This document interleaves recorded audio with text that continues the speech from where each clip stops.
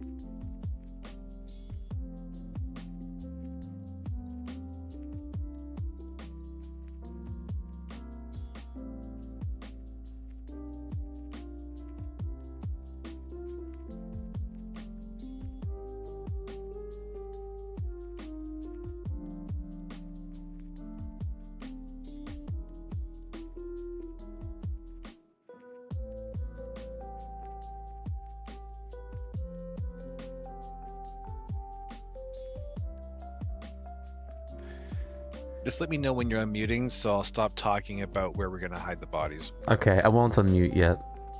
Okay, so I'm thinking we should put them in a giant pile because no one's gonna look for them in a giant pile. Plus, you know, it's easier if you get hungry. You just need to grab something really quickly. But somebody might wonder where all the toes went.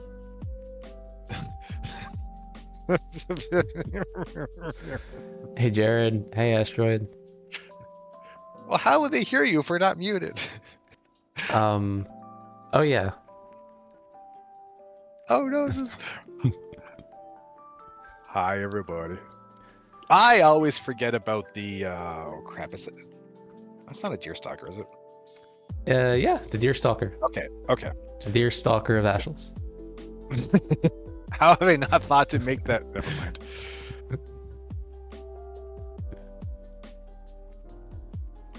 How's it going tonight? Me or them? Yes. Well, you already know I'm doing fine. Yeah. So I guess them. I don't know. Sometimes I forget you're talking to other people. Okay. Sometimes I'm a slow little boy, and we're going to just accept that. It's all good. Well, hopefully. Good to see you, Jared. Hopefully, we finish this game tonight. You know what? I would settle for making substantial progress. Yeah. And also a crazy guitar solo. I'd settle for that too.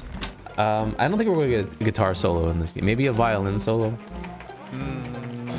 Gotta be like flaming electric guitars. How Two of about them. flaming electric violins? Let's go! Pound on them steady! Sure, I'll take that. I don't want that to be a thing. And like 2 minutes of changing out of your house clothes. Oh, I forgot that was a thing. I could have spent seconds without remembering that was a thing. Yeah. Um. Options. Load game. Hooray for torture. Oh yeah, this is where we left off. I forgot about this. Oh, yeah. This is we are in the spa, the bathhouse. It looks like a Turkish Yeah. bathhouse. And there's a head on a cabinet Yep. that Yep. we were torturing with, we're threatening to torture with steam, I guess. We threw this man into the pool. He's like, And want to get out? Can't get out. And just keep bopping him back in. Now he's just kind of accepting it. the way that water's moving, must be really gassy. He's had so many beans. Now I want beans. Yeah. So we were looking at how do we turn the steam on? Pretty much, yeah. Because like you don't have that conspicuous of a boiler pointing right into a box holding someone who's being belligerent, unless you get to boil him a bit, like a lobster. Or steam like a crab. No, fair point. I don't think there's anything else we can do though. Urinate in the pools, starting with the one that guy's in.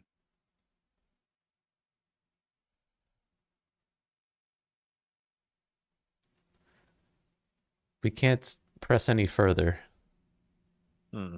And we tried the valve. Well, it's what did it?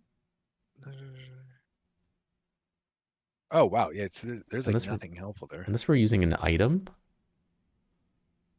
I mean, that would theoretically make We sense, don't have like but a pipe wrench. can We we have a actually gun. see We the have a valve? gun. Hmm. Like, can we actually see the valve or no? It's right there. Okay, yeah, it's like a valve. Is that a valve? Like that should not need a tool. Yeah. Unless it needs some loosening. Huh.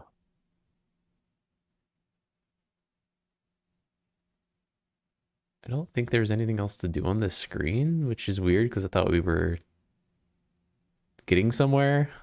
And Yeah, do you remember who the guy in the box is? it's Who's in the box? Eldridge Whitney.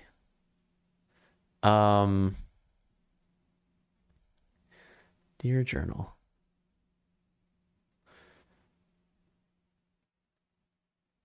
This is why we thought this. Apply more pressure, Watson. Then I said, "Oh, excellent idea, Holmes. Quite diabolical." Oh, wow. Yeah, they Uh-huh. really are pushing us towards using the valve. Mm-hmm. The moment you are not accused, Whitney, I'm simply trying to gather information. Know my rights. You waste your breath. Know my speech, perhaps. My brother nearly killed. This is Naked and enervated. bizarre. Yeah, so they really did lean us towards, well, cooking this guy.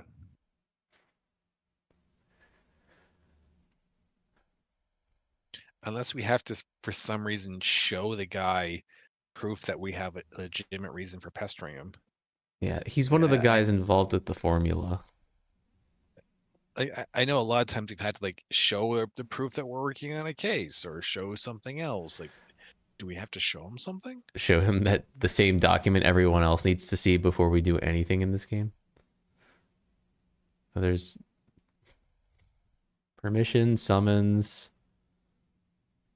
foolscap, Mycroft summary, telegram.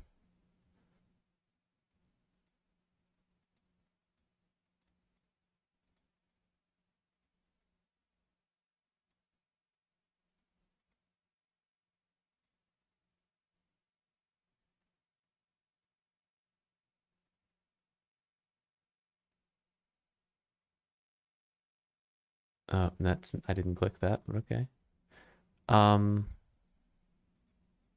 nothing has a use. Hmm. Hmm. Hmm. Hmm. Maybe if we throw lozenges in there, they'll melt and make him smell minty.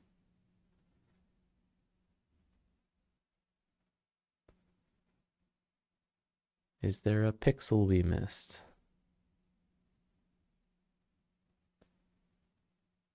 The other question is, what happens if we just leave?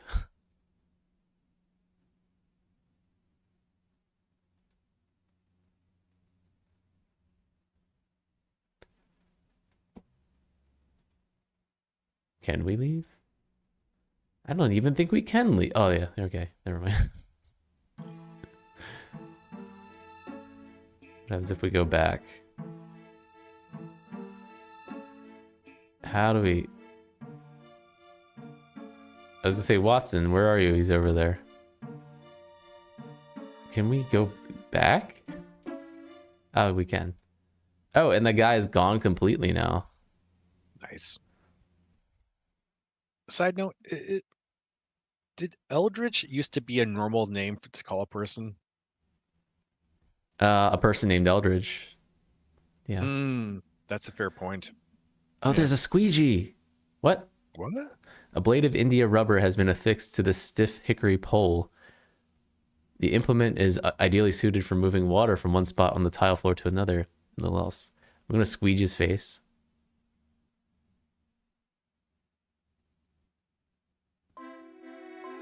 Was that squeegee there before? Oh. See, I was wondering if we could trap him in there, but I didn't see anything. I did not see that squeegee. I'm sure it was there.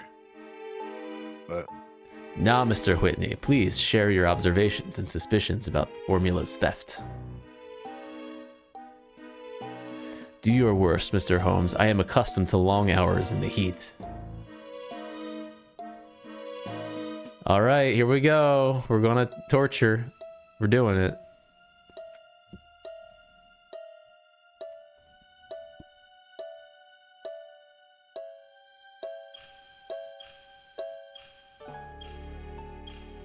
Does the squeaking make you want to confess?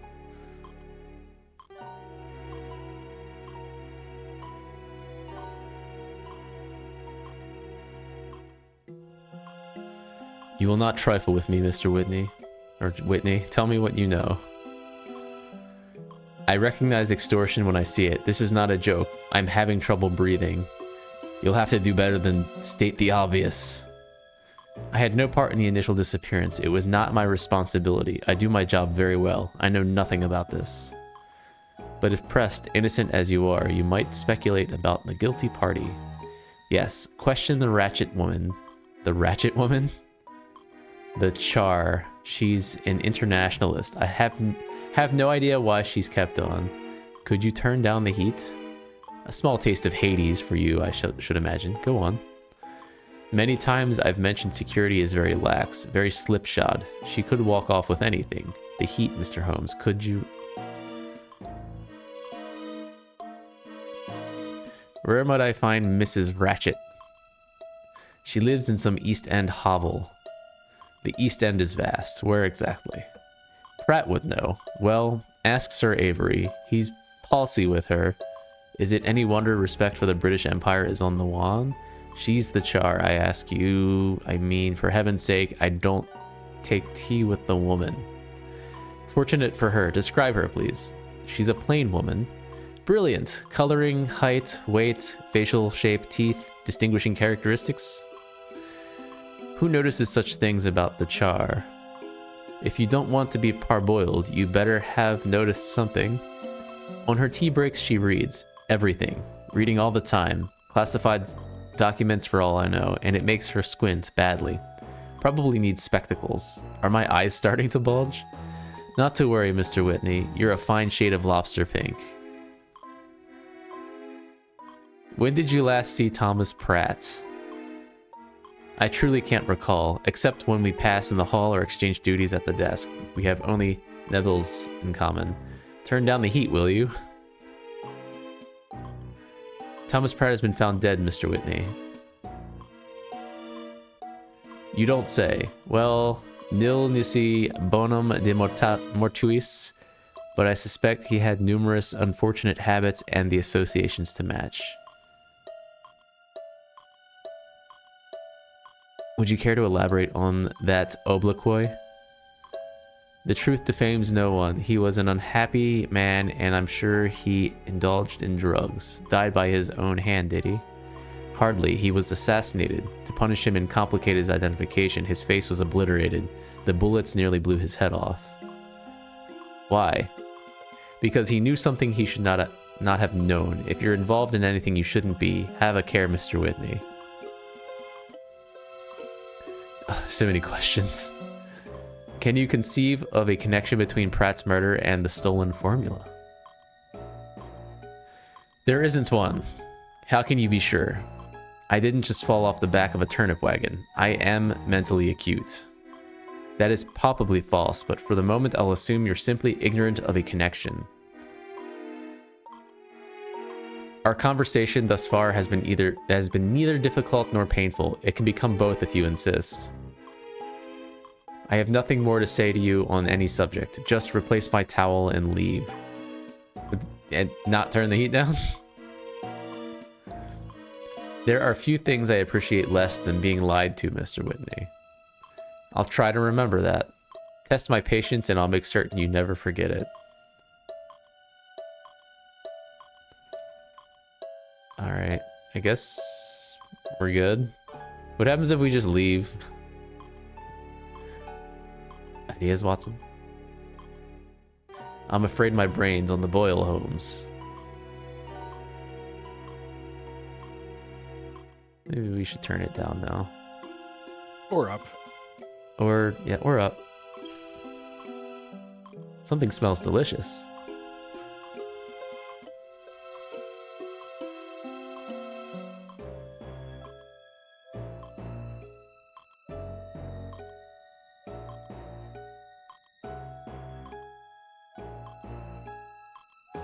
Can we remove this, or are we just gonna leave him stuck in there?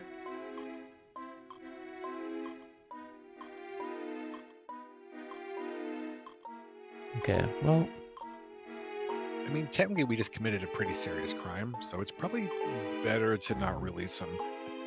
Yeah.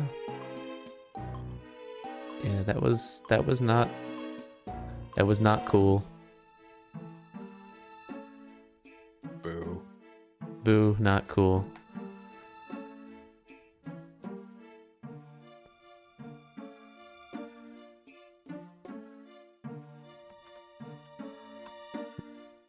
Boo! Wrong boo. Boo! Boo! Oh, lots of things for Watson. Who are the habitues of the spa, Watson? Have you ever seen that word? Like that? I have not. I'm not convinced it's a real word. Habitues?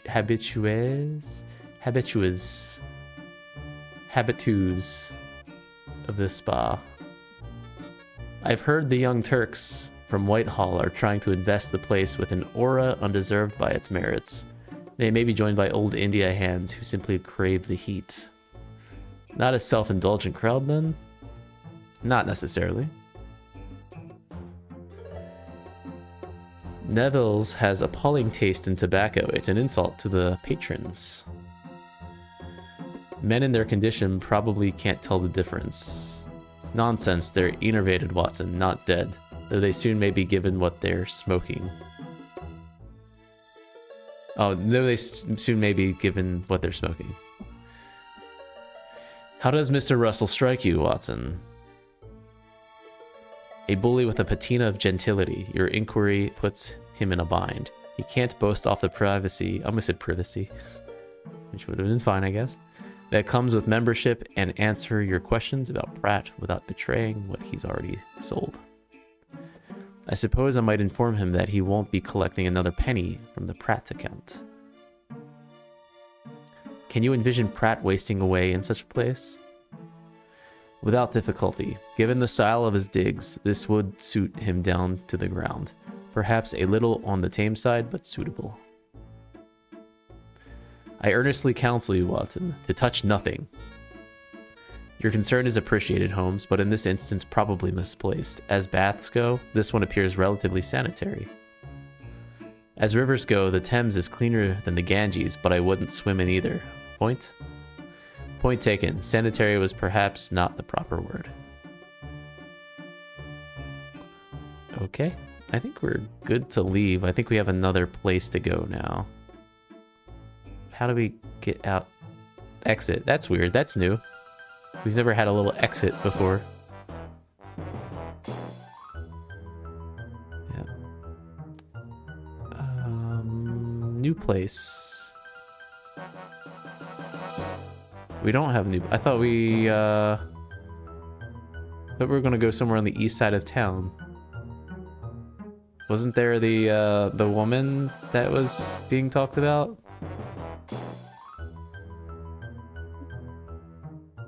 Maybe we didn't get enough information. Maybe we just go to Pratt's loft.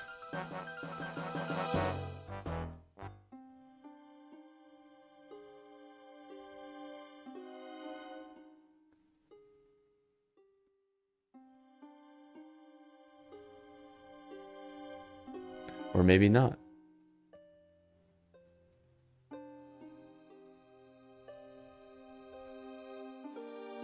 Oh. Oh. I perceive you have a question, Watson. Shouldn't we find out more about this fellow space maker, where he lives and so on? He might be able to help.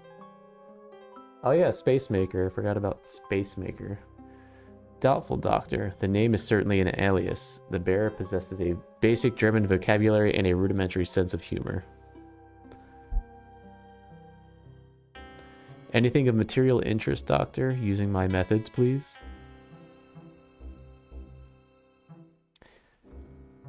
There's a dearth of personal items of any kind, address book, writing materials, letters, photos, that sort of thing. Well observed. You've noted what's missing, though one would expect to find more of that sort of thing in the bedroom. Still, this chamber deserves our closest attention.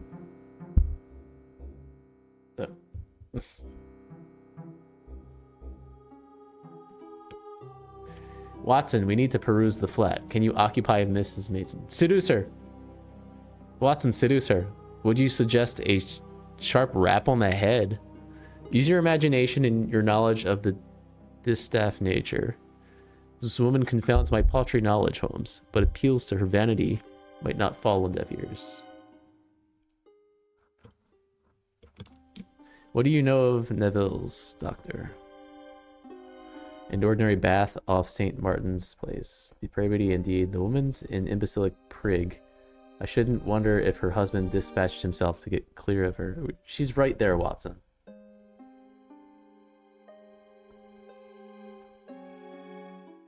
If I may ask, Mrs. Mason, how did you lose your husband?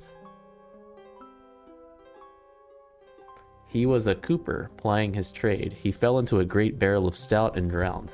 Poor dear. Clear proof of alcohol's evils there never was.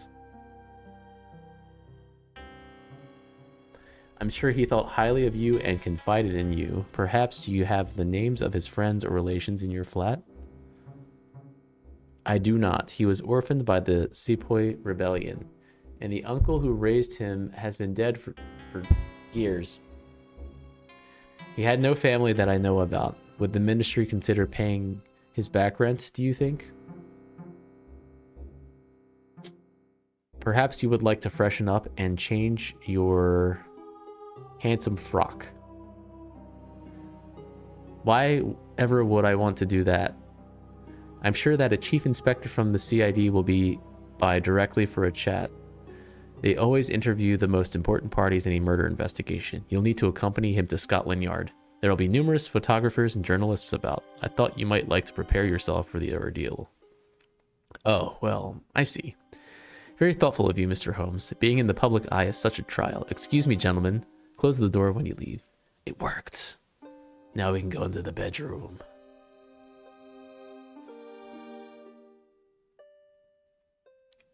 And she thinks we're being thoughtful. I suspect we'll see no more of her. Capital, Holmes, capital. The appeal to her vanity was irresistible. It overwhelmed her suspicion that we would make off with Pratt's valuables. I believe she knows the worth of every item in this flat to the last farthing, and it isn't much. Her exit, like everything she does, is calculated, but let us take advantage of her narcissism. You know my practice, Watson. I'm looking for anything unexpected.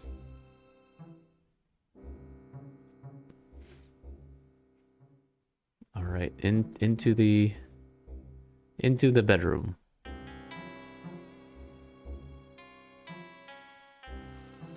After you. All right. Coal box.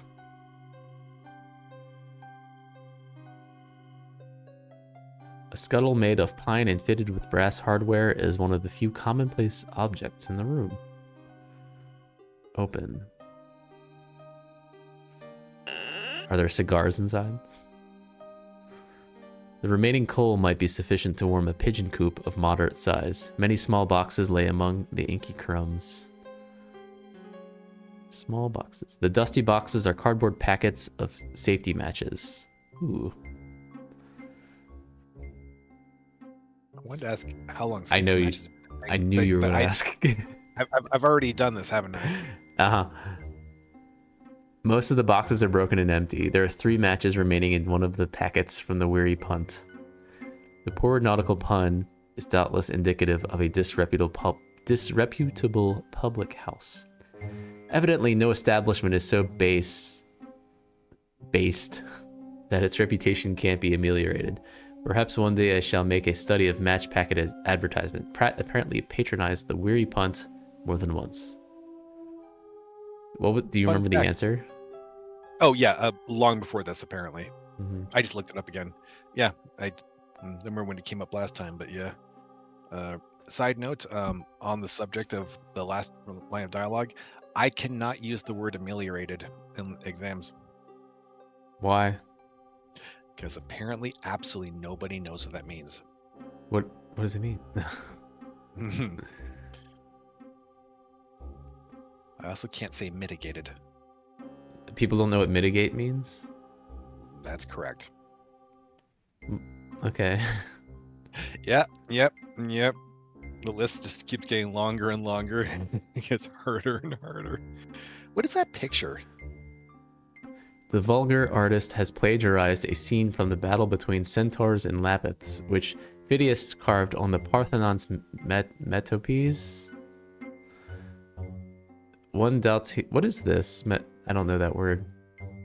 Which word? Can you use that word? Metopes? Metopes? No, I have no idea what that is. Oh, the rectangular slabs that adorn the outside of temples. Oh. I guess they have like the reliefs carved into.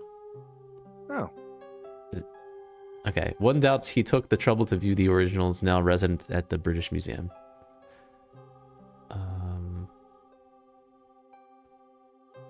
Portrait. An image of the Irish critic and precocious wit Oscar Wilde stares from the wall. Pratt's admiration for this genuinely eccentric but minor author is an insignificant puzzlement. Matters of personal taste often defy analysis. How does he know what Oscar Wilde looks like? I don't know. When was Oscar Wilde alive specifically? He died in 1900, so he would have been... Oh, he would have been like old. Yeah. Well, or not old, but yeah, he was seriously into his life. Yeah, he would have been like contemporary, but like, yeah. I mean, in a world that doesn't have Facebook, or, yeah, things people use. Were there like famous portraits of him from the time? That's a people just had. What's really standing out to me isn't that picture. I mean, yes, but that little tiny picture on the drawers to the right. Oh, this one? Yeah. Wait, photographs. Is that a color photograph? It is when did color photographs become a thing? Pretty sure after this game, right? I don't know. Look at this photograph. The first color photographs were apparently technically 1855ish, 1860s. But Whoa, okay. in terms of like actually being a thing though, Like widespread. 1890s maybe. Wow, around this time. Okay, wow. There's nothing They did behind some the good research on frame. this. Huh. Except the photograph. The glass protecting the photograph has been cracked.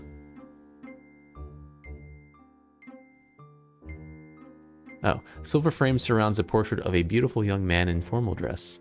The extraordinarily sharp image is dramatically lit and finished on unusually brilliant paper.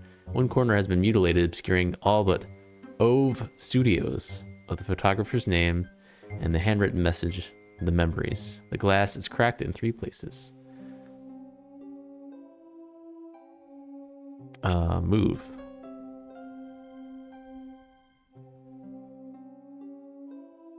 There is nothing behind the frame except the photograph. The glass protecting the photograph has been cracked in 3 places. You can pick it up. Pick up.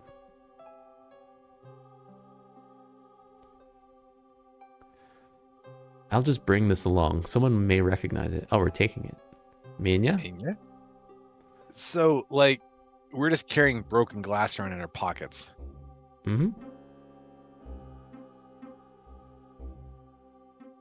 In our broken glass pocket. Look. Okay. Pratt's simple oak desk has a single cabinet door. The desk appears to be more of a surface for stacking and storing than for reading or writing. Open.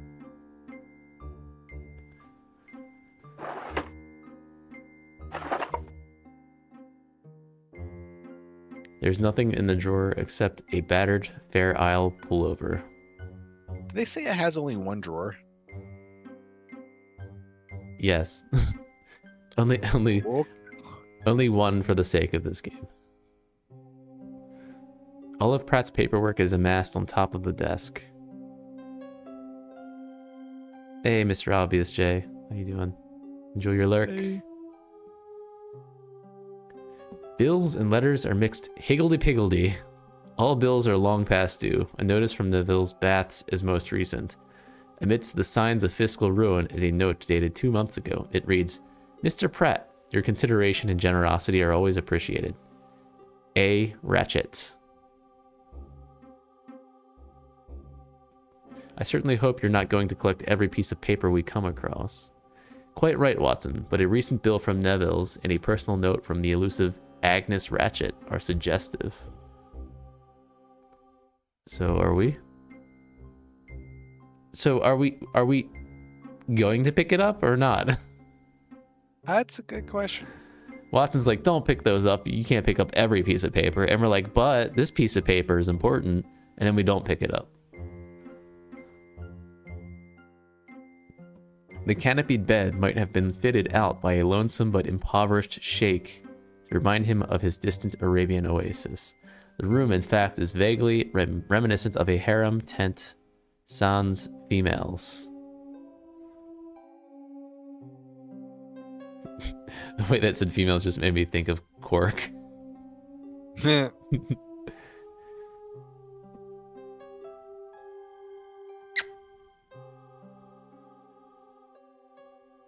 Females. This rose-tinted cut glass pipe is modeled on a traditional Turkish design. The hammered brass bowl is lavishly decorated, and the smoking tubes are delicately embroidered. Smell it at. Smell like the bad tobacco of Neville's. The tiny brass bowl has previously held opium. The extant residue is not tobacco. The area where the smoking tube joins the bowl has been recently reamed with a sharp, flexible instrument. Buddha. This plaster rendition of the Enlightened One in a traditional meditative pose imitates a Chinese original. One doubts that Pratt was an adherent of Zen or any other form of Buddhism. What is this? A little horse? A small freestanding bronze statue of Przewalski's horse rests on the floor. It may be a Mongolian artifact.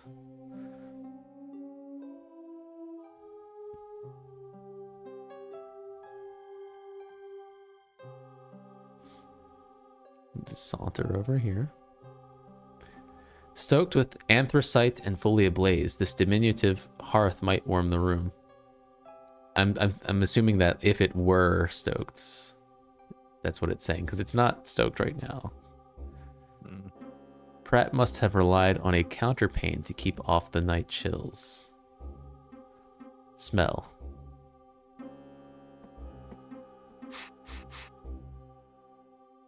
The characteristic odor of a long dead fire is evident.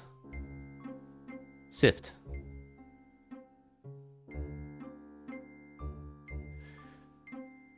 What did... A 6-inch segment of red cloth was partially buried in the ashes. It's about half an inch wide and appears to be linen. It is charred on both ends. Red cloth. The music changed. On closer examination, the finished, non-fraying edges of the cloth indicate that it was part of a larger piece of ribbon.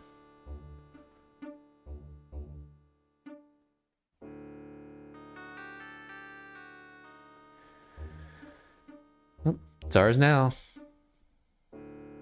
Touch.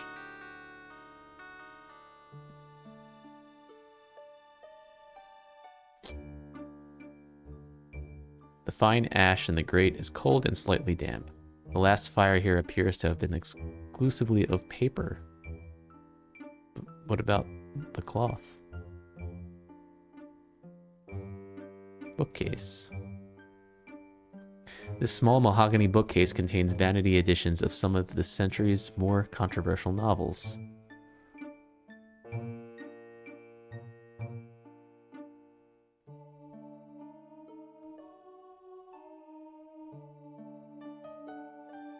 The novels are joined by a collection of expensively illustrated erotica and incunabula.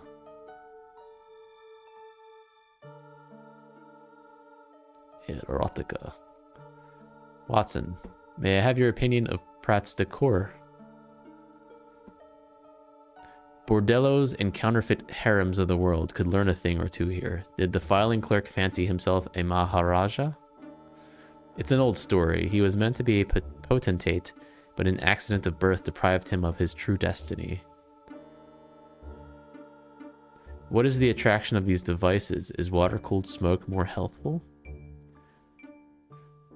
Hardly. One doesn't smoke for one's health. The hookah merely makes for a change. As with all habits, it is subject to abuse. And how, in your opinion, does an innocuous habit become a vice? Excess, Holmes, a subject about which you are expert. You know this odor, Watson, unless I have mistaken your experience.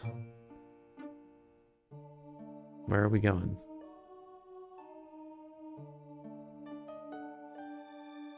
Watson's gonna go sniff the hookah.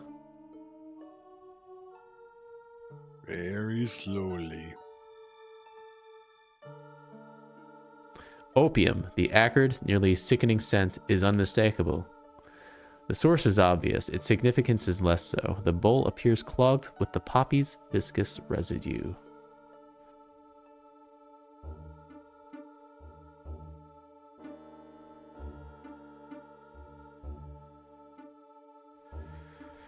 Pratt's pecuniary embarrassment went beyond defaulting on his rent.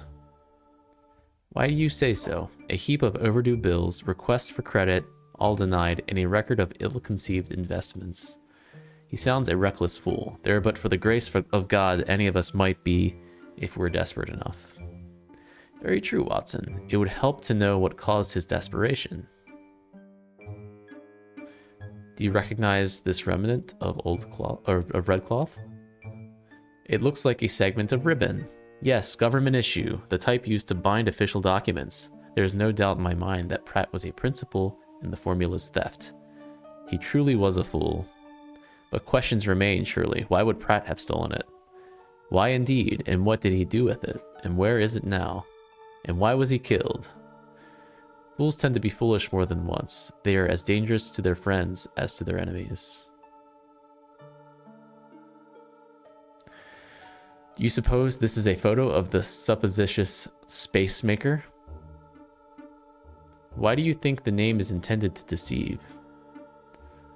In life, or literature, I'll wager you've never seen it. It's a jest. Spacemaker, or Spaßmacher, means the Joker in German. Would it be interesting to know why an alias was necessary or desirable? At the least, he wanted to conceal his identity from Mrs. Mason, but the Act of '85 may have been on his mind. Surely that's pure speculation, Holmes. Not so speculative, Watson, and hardly pure. People's predilections are their own affair until their criminal actions make them mine. Wilde is widely credited with the wittiest riposte of the decade.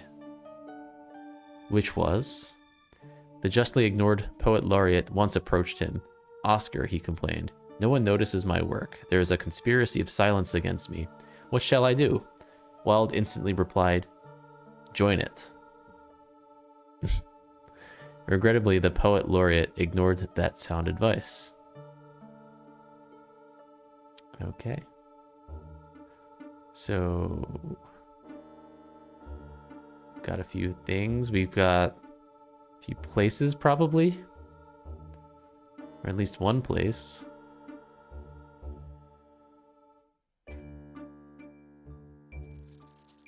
Thank you, Watson.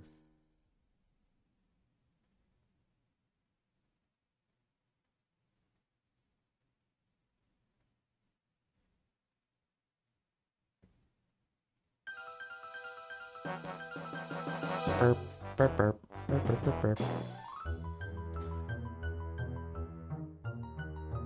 Oh, the weary punt.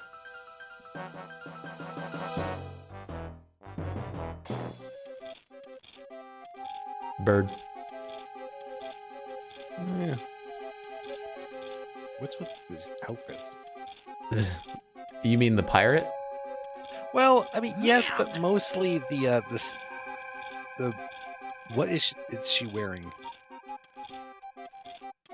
Were it not for the persistent blinking of his porcine eyes and the mechanical movement of his hand to his mouth, this moron in training could pass for a statue.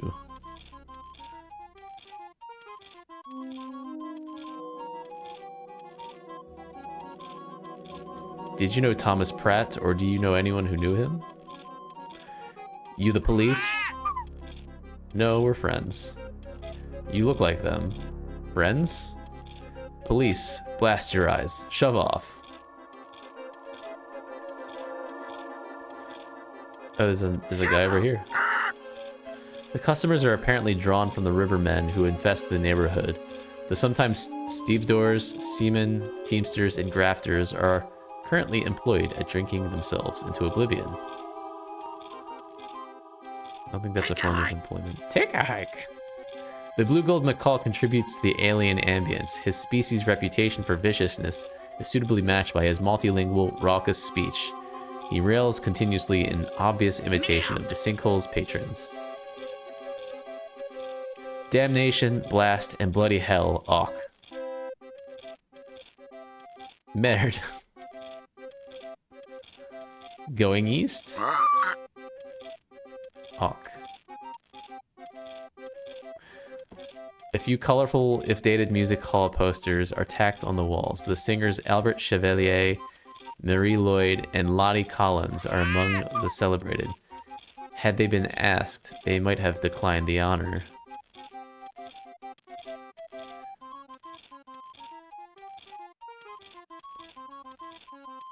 They're all the same.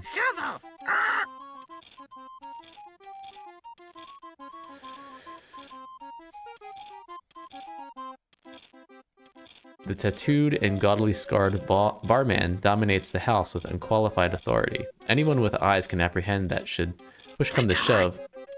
Shut up. He is of that dangerous breed who believe they have nothing to lose. He sharpens a wicked blade on a stone just to make the point. Ah. Boo. Mad. May I purchase a packet of matches for my pipe? Matches is gratis for my customers and back. Smoking tobacco is a filthy habit. I sell alcohol here. If you don't want to drink, take a hike. I smell something strange. Perhaps I'll just walk back there. And I'll tear you a new ear hole. Entrances by special permit only. You ain't welcome. Seamen, sailors, and their friends. That's who I cater to. Did you know Thomas Pratt?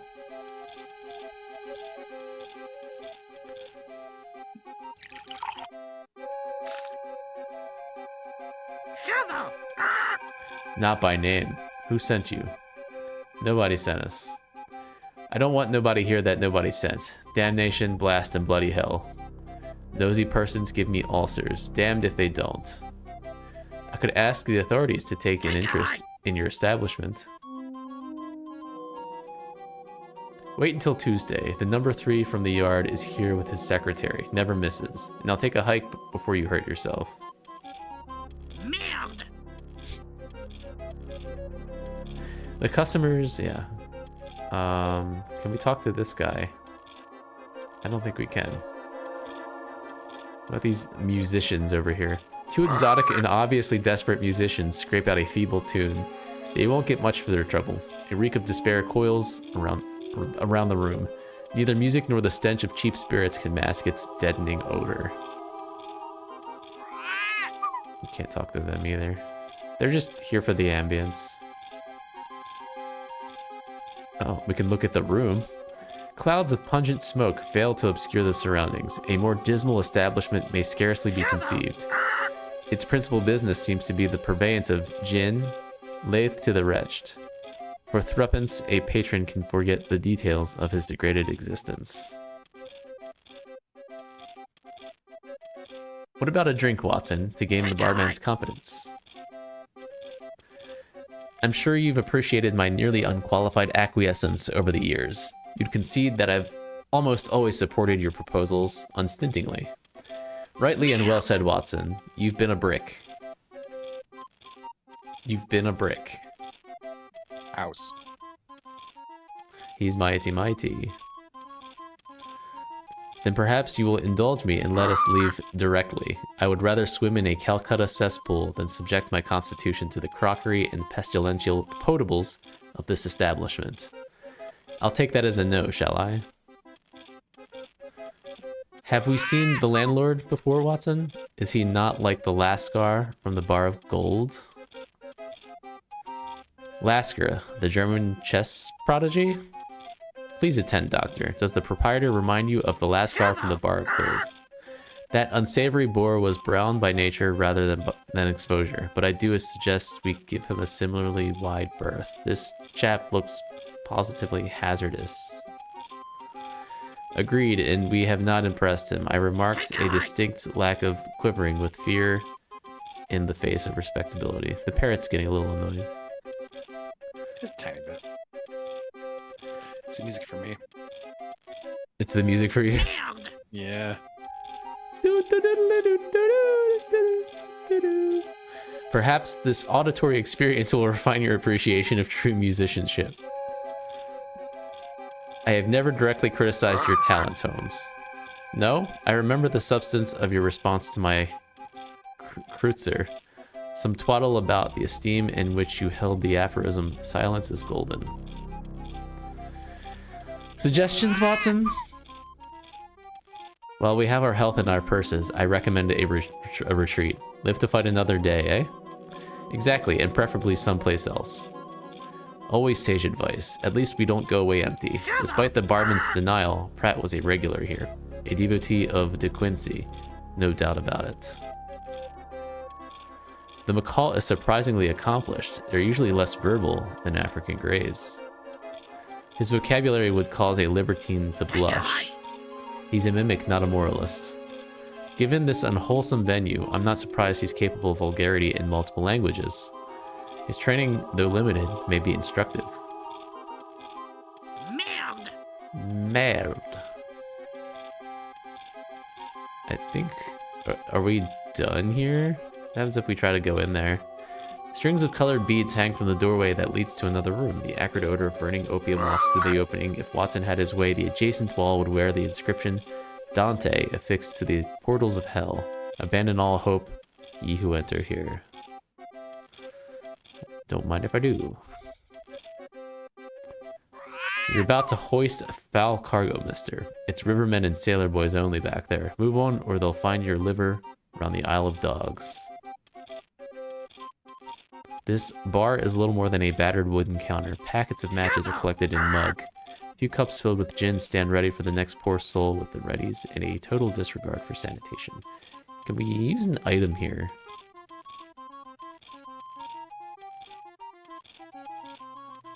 Show the matches. Oh, we've been here before. We know this place. We have matches. Our matches match your matches. So you found a matchbox. You never got it from me. That make a difference? Makes all the difference. Fine.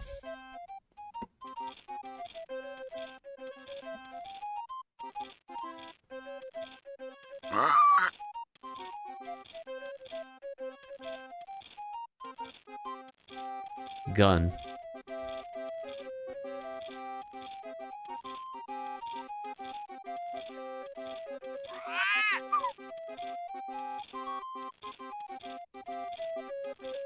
Maybe we come back dressed as a pirate.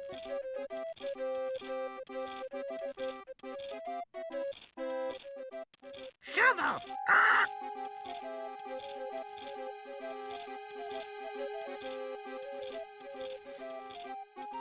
Watson wants us to leave.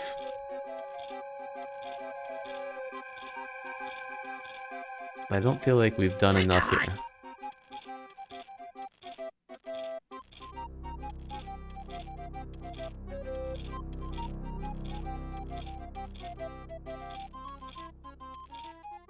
Merde!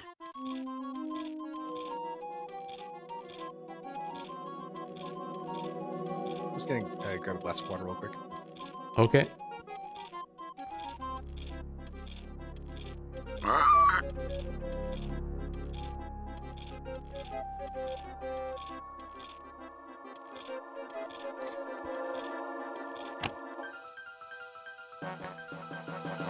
Doesn't feel like we did anything there yet.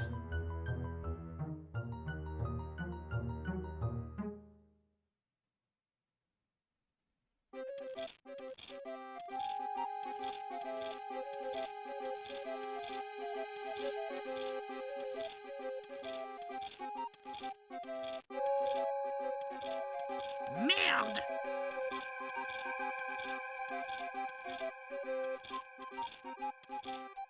Blast your eyes. Du bist ein Eisel. Ok.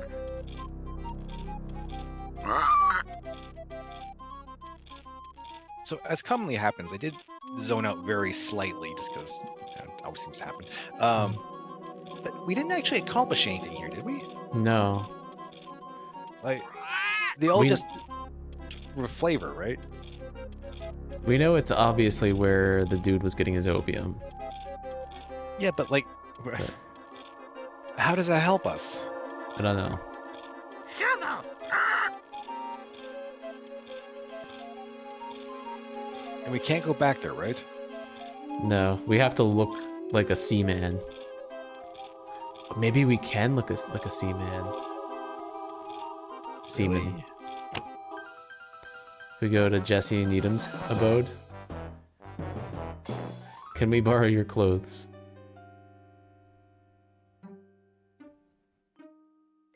Can you recall anything more about your adventure at Cleopatra's Needle? Oh, this is... It's weird. yeah. Nothing that could turn a profit, and more's the pity.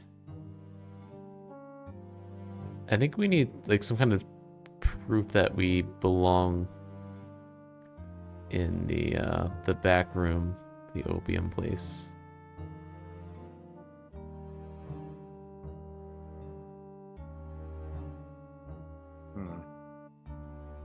No. Watson, are you ready to leave? More than ready, Holmes. More than eager.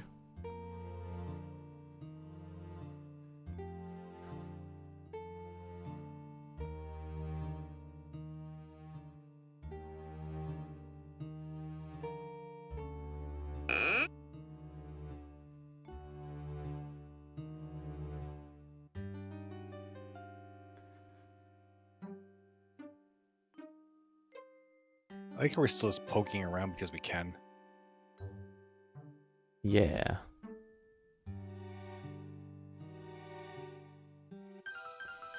All right, so the skull is the... The weary punt. That's the opium den, right? Yeah. Maybe Okay. if we there's something we can do now that we know about the opium den. But like, I just don't understand how this is a lead. I don't know.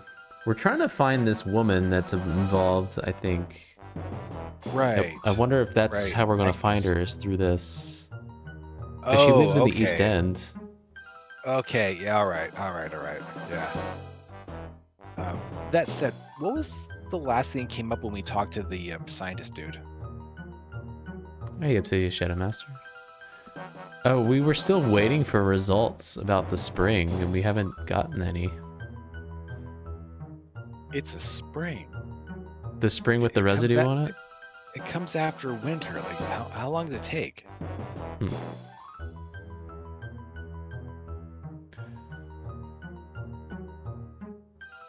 Yeah, I don't know. Like, we could chance waiting like 3 minutes through changing clothes to see if that is anything, there are any developments with that. But Oh, right. That would require going back to the... Yeah, no.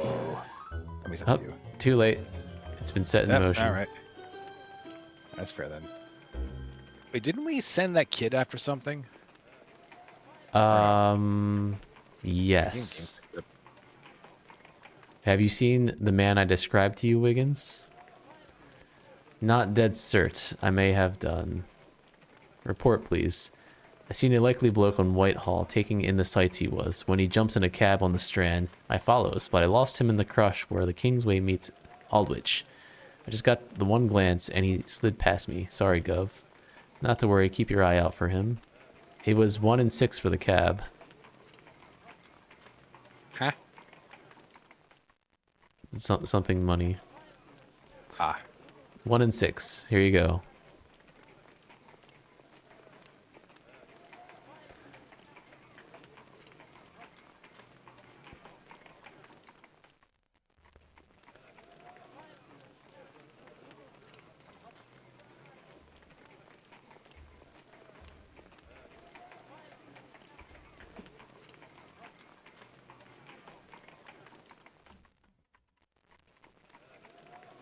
Yeah, I like money though.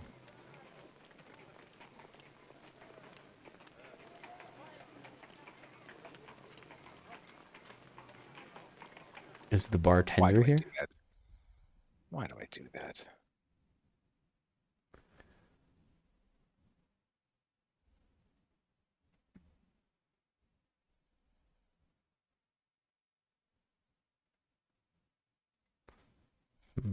I feel like we should be able to just take like Sherlock's opium stash and be like, "Oh, I sure do like smoking this stuff. I'm one of you." Yeah, you think we would know all about the opium dens? Dow, you concur with my Deskion not to tell Lestrade about Pratt. Okay, it was like I. It's not me, right? This is weird. What are you talking about? Do I need glasses? Yes, the explanation would certainly compromise the confidentiality of our investigation, and Scotland Yard's involvement would further complicate an already baffling case.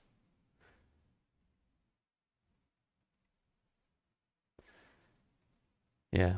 Well, Maybe they're talking in code in case anyone else is over like eavesdropping.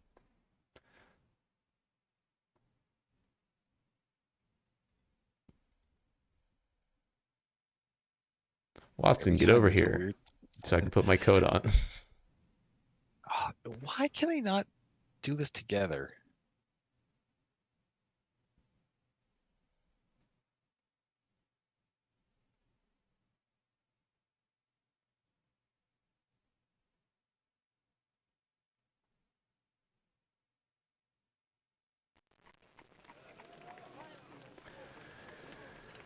Okay.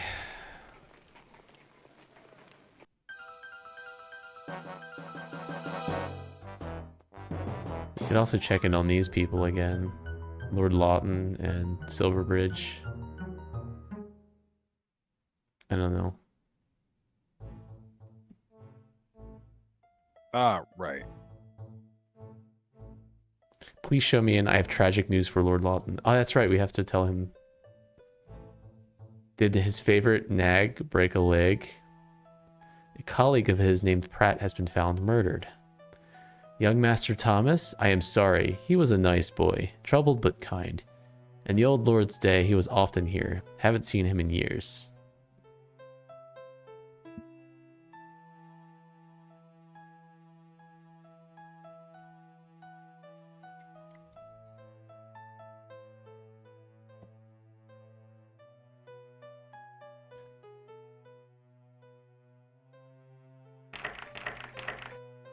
Let me in. There was another game that had like these long delays in for no reason. I can't remember what it was.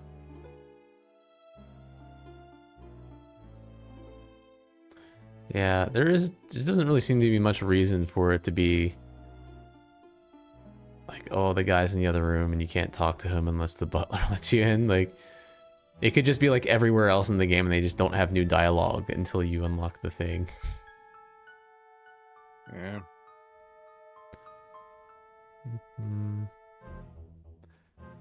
Maybe we can bust into this album.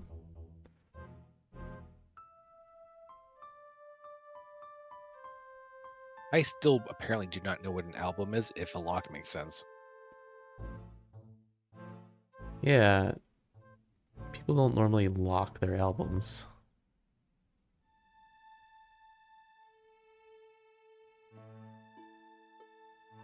So, Watson.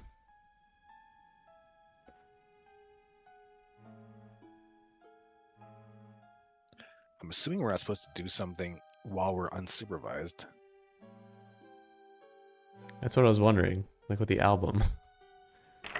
Oh yeah, fair point. I meant like something with the piano.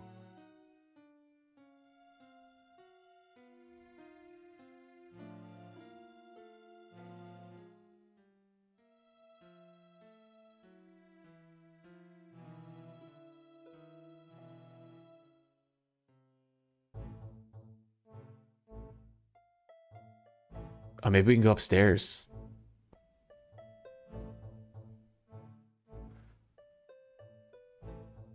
Yeah?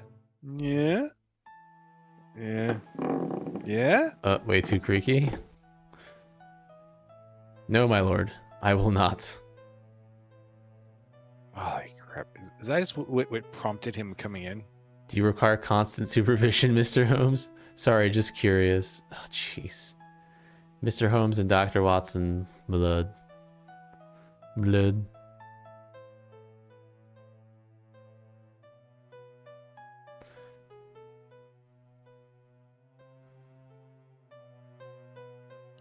Why is those low? Yep, that was the answer. My position requires further reflection. Billiards is fascinating, don't you think? Can we at least play so there's something to actually do? Let's wait for Watson to get in position. Watson. Watson. Watson. Thank you. I'm sorry to inform you that your friend, Thomas Pratt, has been found dead. Really? How unlucky. We were at Cambridge together, but I barely knew him. You might as well offer your condolences to the ministry char. How did he die? Heart failure? Yeah, his heart failed after his face was removed. Yes, it stopped after he was shot. Nice. Twice in the face. Yes. Okay, that was my joke. Thanks. Pity. He had a beautiful face and a rose tattoo on his backside. I'm sure I wouldn't know, though I'm not surprised you do. Your type specializes in the nether regions.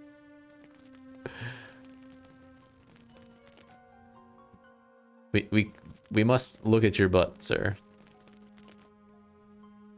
Your colleagues should know of Pratt's condition and other developments. Where might I find Sir Avery Fanshawe? He took Brumwell's old pile in Chelsea. Wife is infatuated with redecorating. He'll be riveted by the news if you can wake him.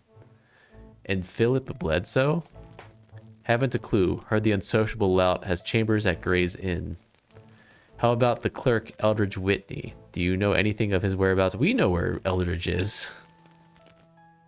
He's in the bathhouse. The pathetic sod keeps a cot at the ministry, uses a public bath as his dressing room. What do you think is the connection between Pratt's murder and the formula's disappearance? There is no connection whatsoever. I must now decide whether you are remarkably unimaginative or a liar. Perhaps both. I don't have to tolerate insults in my own home. I'm sorry, tact has deserted me. There is no doubt that Pratt's execution and the theft of the formula are related, Lord Lawton. If Pratt was not the thief, he knew who was. So you say. The problem is, no one, your brother included, has conclusively proved that the formula was stolen. What a surprise. The body charged with making that determination cancelled its inquiry almost as soon as it began. I ask again why the investigation was terminated? There is no need to make mountains from molehills. Bring the ministry into disrepute every time some papers are mislaid. Go there yourself. You have my permission. You'll see what sort of place it is. Despite your brother's efforts, it's not terribly well ordered. You expect the formula to turn up then? I think it probable. Well, it's a definite possibility at the very least. A clerk may have misplaced it, or the char, or one of the members. Stop grilling me and go bother them. Or better, return to your own affairs. Just so you know, Lawton, the discovery of the formula would not complete this investigation. We are far beyond the resolution of a simple theft. You neglect this fact at your peril. If you want someone to bully, bother Fanshawe or Silverbridge. He initiated the call for termination. Rake him over the coals. I have nothing more to say.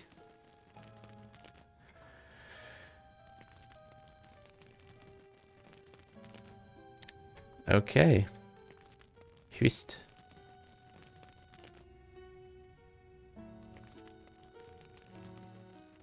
So I'm assuming we have a couple new locations now. And maybe we can see Silverbridge now. Your employer was less than forthcoming about Mr. Pratt, Jenkins. I wonder if I might have a private word. Wait, what? What? We just... Okay, game. We just left that room. Why would we be trying to go back in? Because we like repetition.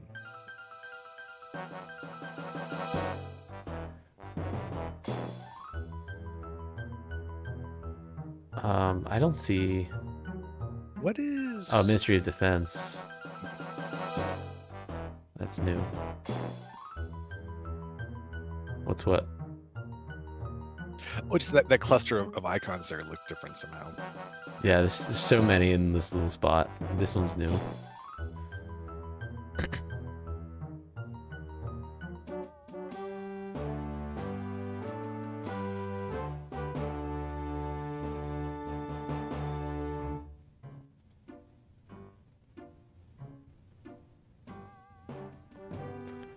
The security clerk's desk is extensively littered with pens, books, ribbons of various colors, matches, ink, sealing wax, the lion, rampant seal, numerous paper files, and perhaps a kitchen sink or two. Are these the same kind of ribbons as the cloth ribbon we have? I forget where we got that. We got it in the fireplace at Pratt's. This man represents a type that is becoming endemic in the civil service. The public school twit. Officious and not too bright, he drinks too much and has reduced himself to penury, standing endless rounds at his club in a vain attempt to ingratiate himself with his senior colleagues. Sturdy, hip-height oak shelves line the wall below the windowsills and back against some of the reading desks. Lime? What are we, some kind of child? What's going on? We are the knights. Nice. What are we doing? I don't know. From this vantage point, one can see that the windows are flush to the wall and there is a long, sheer drop to the pavement. Undisturbed coal dust has settled around the locks. A dozing patron tries to hide a bald spot with boot black. Weird. The leaded windows are inconspicuously barred on the outside. The casements are surrounded by government-issue velveteen draperies. The window can't be opened from this position. It may be swollen or painted shut. I don't know why we're even trying, but can we like cut up here and do it? No.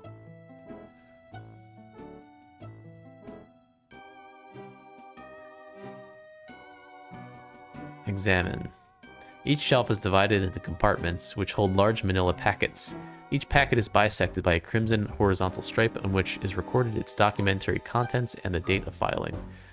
The information suggests that filed materials are collected by topic. None of the recorded dates are recent.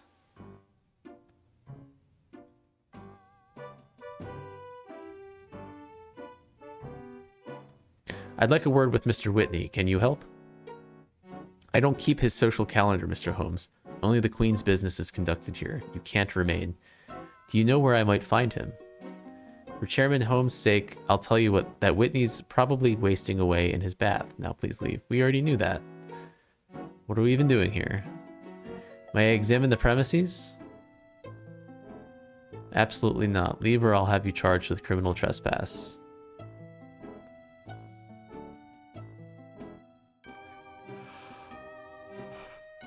I think this is where we say, I am the law. The modest light these unsuitable oil lamps supply maximizes eye strain and discourages the reading of fine print. Interesting.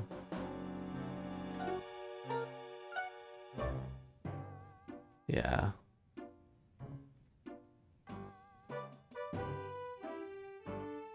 Hardly the most secure of rooms, Watson.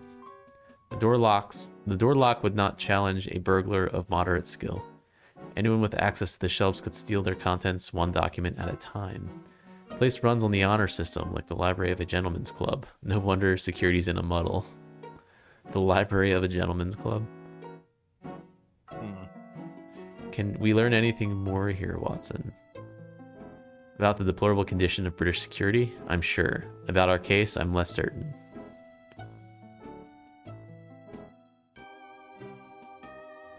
Yeah. Doesn't seem like much of a lead. I think we did this out of order. Yeah, I would have to think so, because but also like, what's the benefit in climbing up onto the shelf to see that someone couldn't enter from outside? I think maybe we go to Silverbridge. Yeah, makes sense.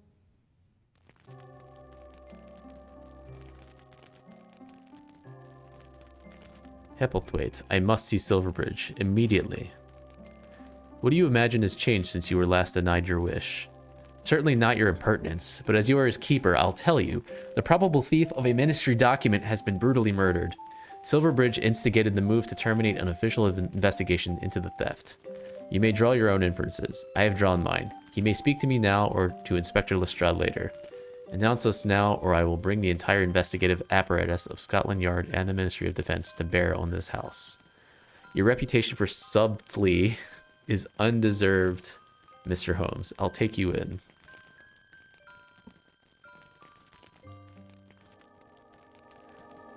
Aha. It's another little horse. Little horsey. Have we been seeing other horses? There was one in Pratt's room. This one doesn't exist. Can we grab the lead pencil? You mean the lead pencil?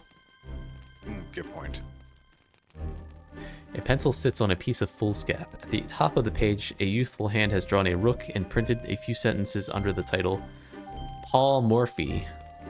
I don't think we could take it.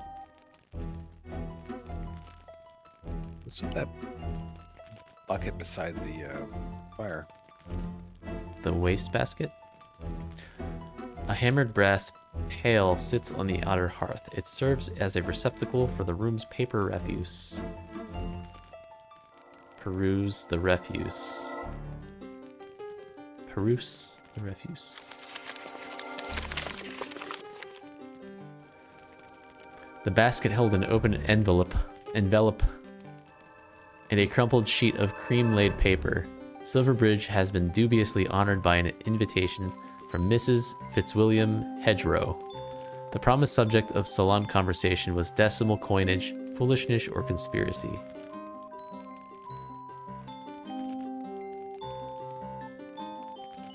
Despite a modest blaze, the room is cold. The andirons are shaped like canines rendered in an Egyptian motif. Is this why your ancestors called them iron dogs?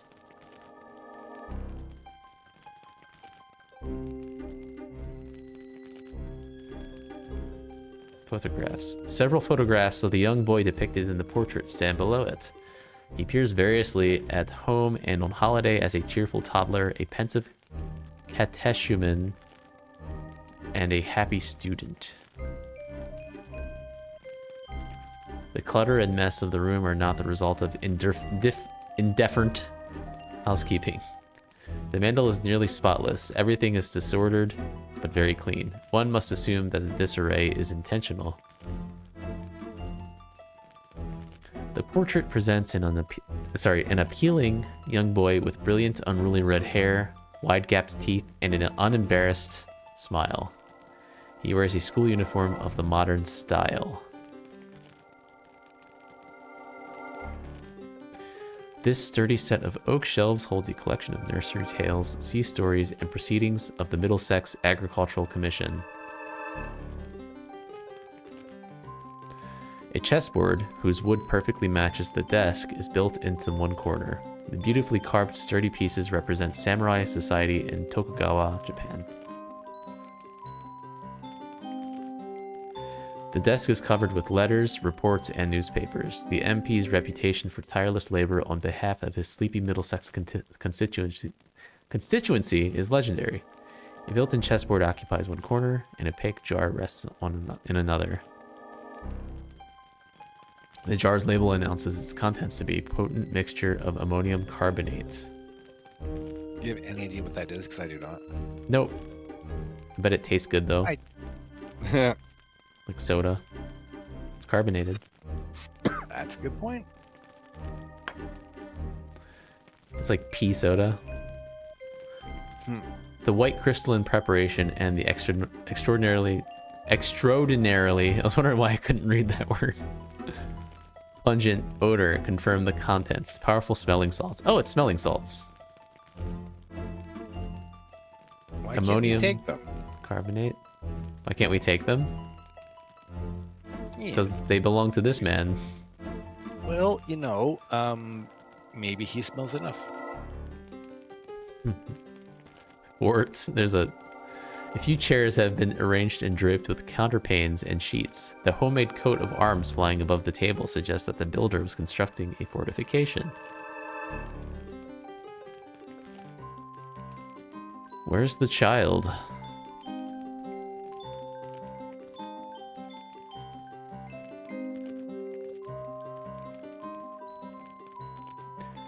This once fine cherrywood table is covered with drawings and painting materials. A series of figures, barely visible, appears to have been inscribed on the paint-bespattered surface. Huh.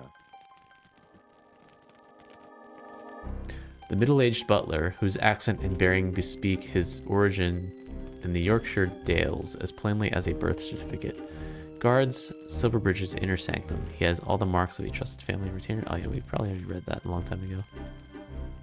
Doesn't the child have his own room? Of course, but he spends most of his time in here with his father. His effects are always available. I'm under instructions not to tidy. Alright, I guess now let's finally talk to the Honorable Horace Silverbridge. Can we talk to him? Do we have to show him something? Heir presumptive to extensive holding in the city, Silverbridge's adult life has been spent wrangling in Parliament. Despite a pallid complexion and a cowlick which has defeated a mass of pomade, he is a presentable man.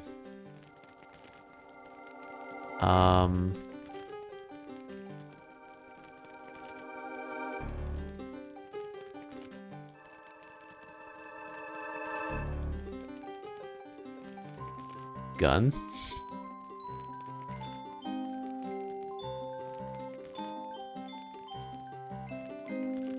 What are we even doing here if we can't talk to him?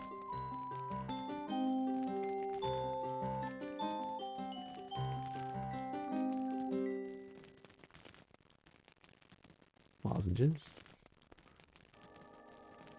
We can give him his own lozenges. Seems reasonable.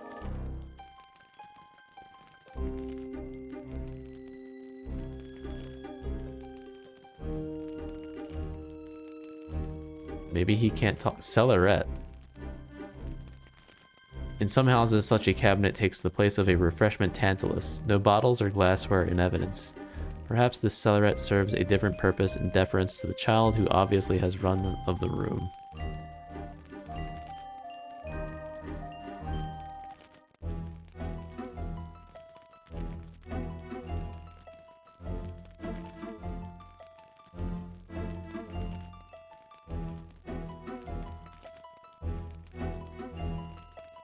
Is he sleepy? Do we need to use the smelling salts on him? Do we need to bop him on the head to knock him out so we can wake him back up? And then bop him on the head again, because it's hilarious. The boy favors his mother's physical features. Fortunate boy. More than a little spoiled, I suspect, and motherless for some time. You go too far, Holmes. You saw her picture in the hall. But I didn't see her, nor evidence of her, nor of any woman for that matter. What do you perceive, Doctor? Is it not a peculiar room? There is no explanation that would prevent me from calling it odd. The mix of adult and child effects is unique.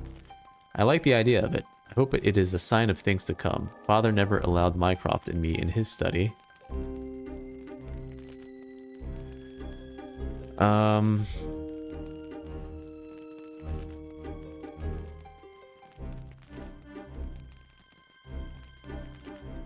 Weird that we can't talk to him? I don't understand. Yeah, I'm really wondering if that's intentional or if we're supposed to show him something. Description.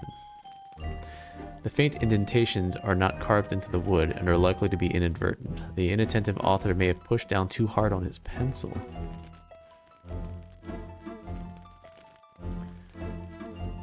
It would make sense to at least be able to talk to him still, though.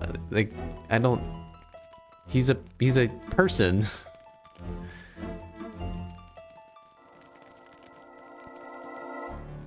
The figures are letters and numbers in combination. They are so faintly etched as to not be readily decipherable. A rubbing might be more revealing. A rubbing, like with a lead pencil? Can we take the...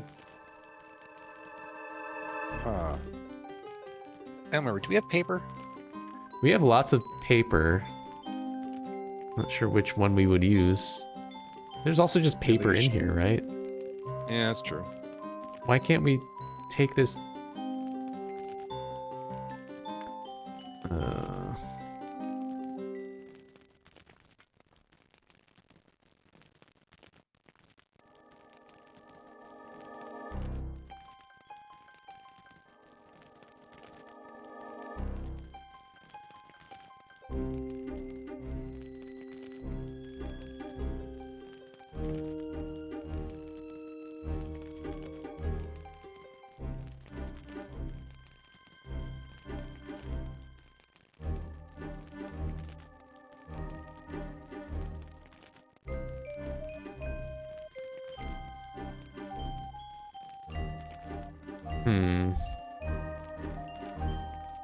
So what's in our inventory?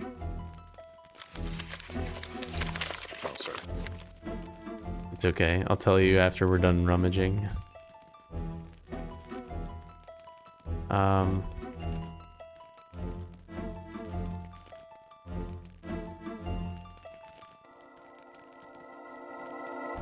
What are those two papers on the left? These? Mycroft Summary and Foolscap. Oh, just Foolscap. But it doesn't matter because we can't use it on this anyways. I thought maybe we just like put something, like some paper on the table, and then once there was something there, maybe we could grab the pencil. Yeah, I was wondering if we could take It's so something from weird. here, this wastebasket. Yeah. Because there's paper in there. There's paper under the lead pencil. There's a lead pencil.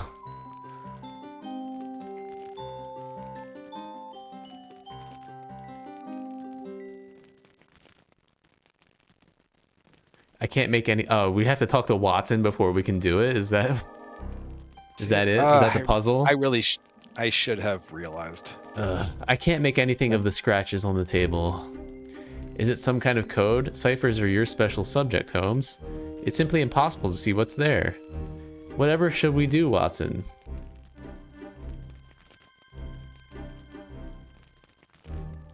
This is so weird.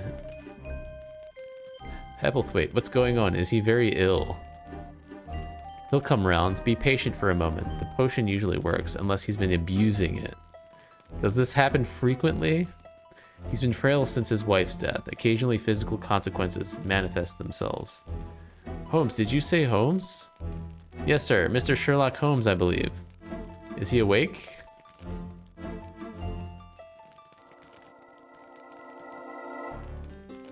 You do not look well, Mr. Silverbridge. Forgive my not rising, unsteady on my pegs of late. My news will not improve your condition. Thomas Pratt has been brutally murdered. How dreadful. Why was he killed? The motive is unclear, but he was certainly involved in the formula's disappearance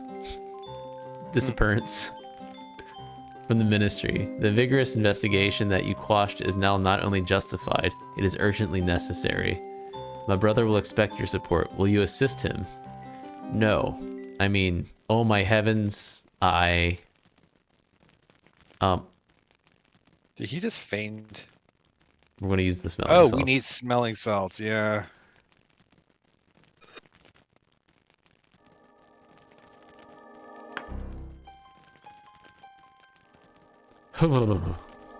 Oh yes, thank you, I think.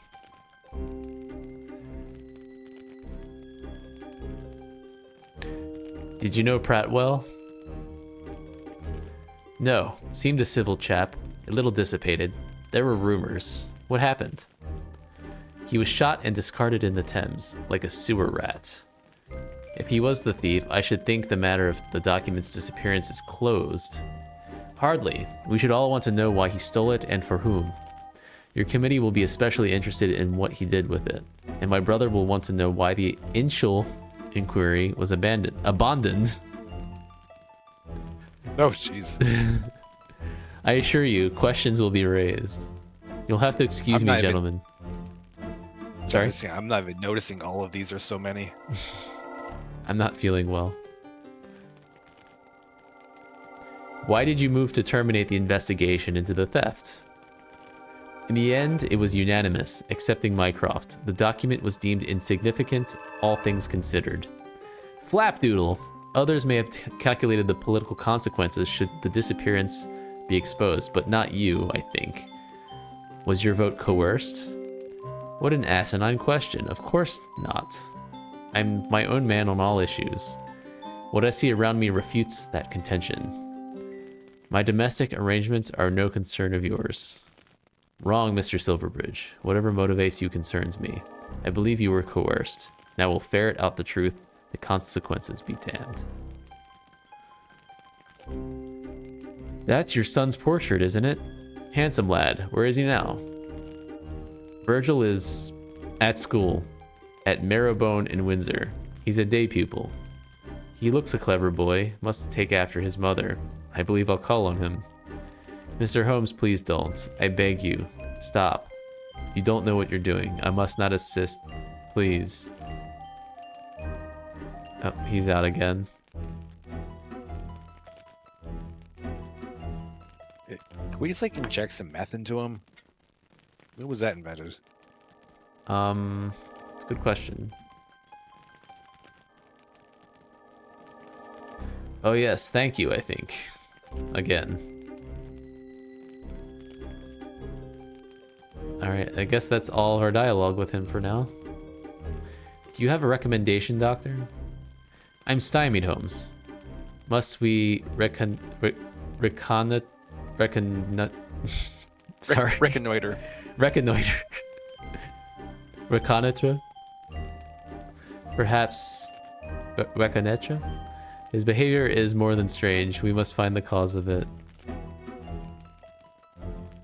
I could never figure out French pronunciation. Yeah, I don't think we really use the. I'm not sure it's also spelled right, but I'm sure we use the French pronunciation usually. Okay. Hepplethwaite, where is Virgil Silverbridge? I saw him off to school on the Windsor train. His father believes the boy is in danger. You suspect the same, or you're dimmer than I think. The master is worried sick, Mr. Holmes, as you've seen, and he's frightening me. He's eaten nothing. His fainting is worse than when his missus passed away. It must have to do with Virgil. Nothing else would undo him. What has happened? What's different? When did he change? He brought home a letter yesterday on pink paper. I saw it when I lighted the fire. He did not confide its contents in me, but he has been closeted away since then. Hasn't left the room. He falls apart in private. His jacket has no pockets, and there is no such paper on his desk. Do you know where the letter is now? I never saw it out of his hand. He may have burned it. I don't believe Silverbridge destroyed it, but given his condition, I don't think he will voluntarily admit its existence, let alone divulge its contents. We must have that letter, Watson. And now when we go through the wastebasket, it spontaneously appears in there.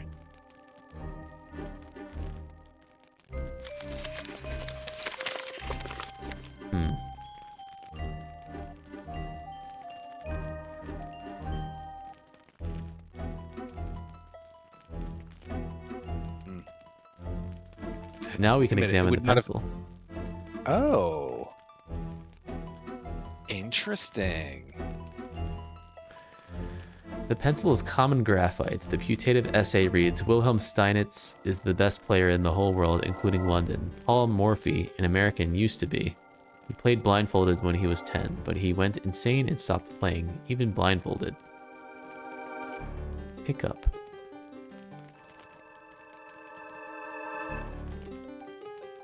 This is mine.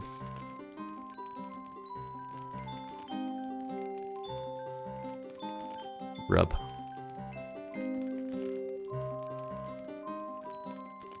All right, we finally get to do this thing that we figured out 10 minutes ago.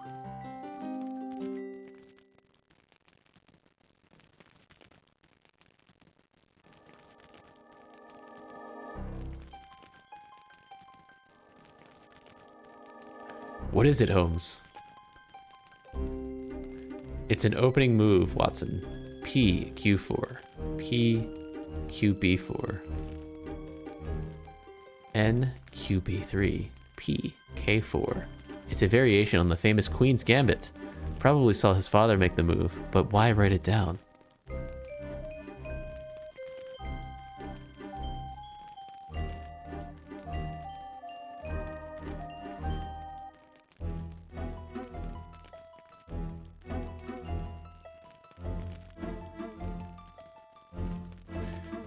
Yeah, there's definitely a chessboard there. Can we use the chess move with the chessboard?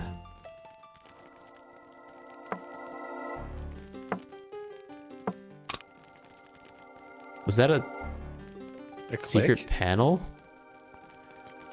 Is a Okay. secret panel that you, Oh. you do the Queen's Gambit and it unlocks it?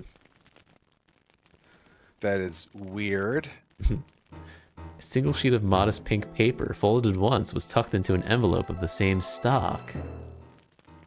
It's the letter. Would that qualify as chess, by the way? Yes. Note the Windsor postmark, the lip gloss on the adhesive, and stationer's watermark. Just chess. It did always just say chess. Yeah. Oh, wow. It's good phrasing. I just didn't remember that. If your committee's investigation continues or the police learn of this note, Virgil's temporary absence will become permanent. Compliance will ensure his safe return in a few days' time. He's being held. I actually didn't pick up on that.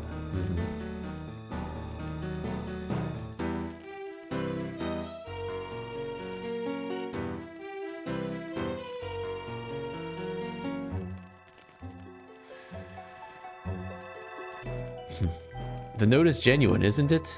He is missing. Yes, when the headmaster reported Virgil's absence, I had already received the note. I said the boy was ill. Kidnapping is an atrocious crime, and extortion is as bad, but there is more at stake here than your son's well-being. Virgil is my heir and only child. I could not jeopardize his safety for the sake of a classified document. You may have jeopardized the security of your country. To my everlasting shame, I fear you are right. It was a difficult choice, Mr. Holmes. Pray you never have to make it. I will not judge you, sir. This crime is a strand in a tortuously tangled knot of theft, murder, and conspiracy. Despite the note's warning, I must try unravel this web of deception and perfidy. You are wrong to assume the kidnapper's goodwill. Virgil is temporarily useful to them. When he ceases to be, who knows what will happen. One does not trust the word of extortionists. He must be urgently found. My hopes, and Virgil's too, rest with you, Mr. Holmes. Okay, so this is actually picking up more interesting now. Can you spare a picture of the boy? Of course, he's bigger now and his hair has lost most of its lovely red. And something that is particularly his? Take anything. Is there any more you can tell us, Mr. Silverbridge? I'm afraid not. I've expended all my energy trying, and failing, to justify my culpable silence. I may have harmed my country and done nothing for my boy. Lose that thought, sir. Conserve your strength for the struggle to come. Okay. The horse, no, none of them exist. The train out there, maybe? I don't know. Oh, duh. Yeah, that's a good idea.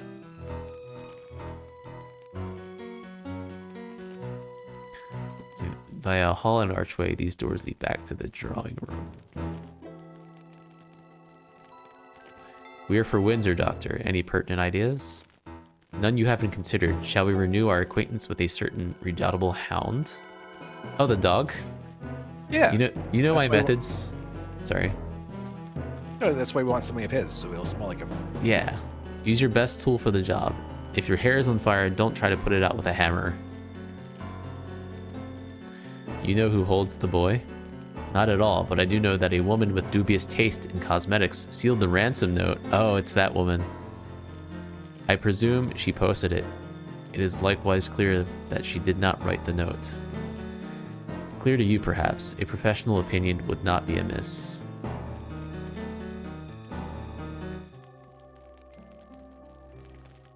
Okay. I don't remember which woman we're talking about, to be honest. Oh, there's a blankie there. That's what we want.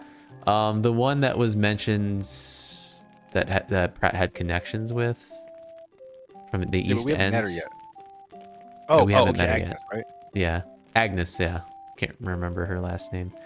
No, that's the one that they said first. Mm-hmm. Huh. Watson.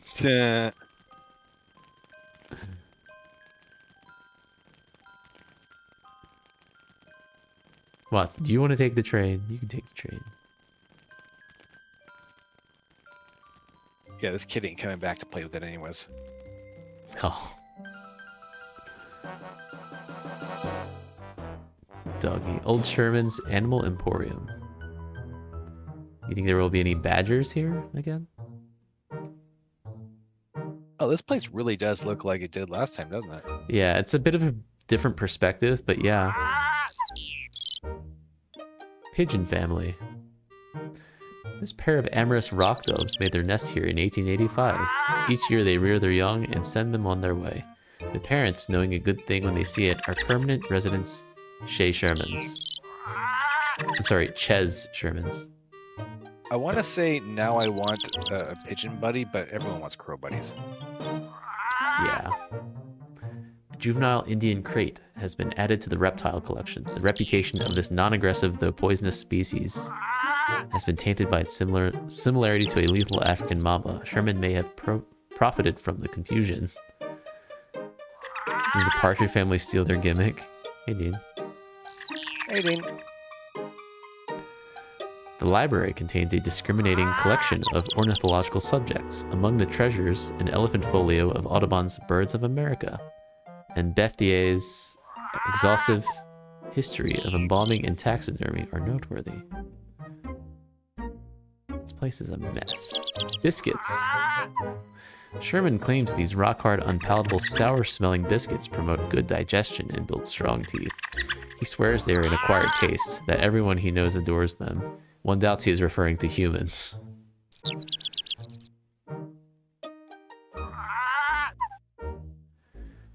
This sturdy enclosure might be a badger's bedroom. Were the lock unbroken, it would make a suitable cage for any musteline or viverine mammal. What's a viverine? It sounds like it might... I'd have to look it up. I actually don't know. I wonder if it's like an outdated taxonomic term even. I'm assuming musteline is like mustelids. Yeah, mustelids. Yeah, that would be including badgers. I wonder if viverine might be a term referring to things like otters, but those should also be mustelines, I think. So,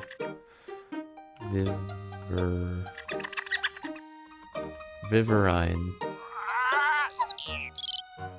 Oh, viverines. Huh.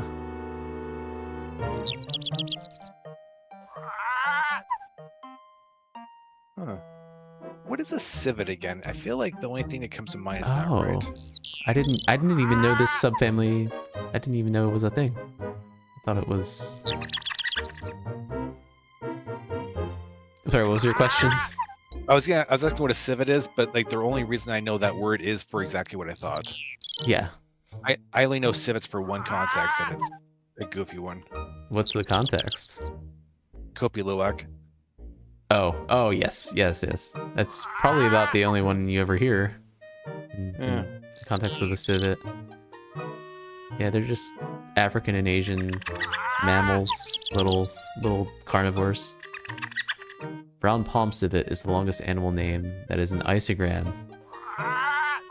No repeated letters. Interesting. Did you just know that off the top of your head, or? I didn't know isogram was a thing. Same. I mean, it makes sense. What does ISO mean? Same. Or Is it same or mirror? it generally means same. Equal. Equal, yeah. It's the opposite of allo. ISO, allo. Allo being different. You actually posted an article about it recently in the Science and Technology channel? Oh, did you? Didn't see it. I think I missed it too. Okay, so that's what viverines are. Also, I like the little both science and etymology break.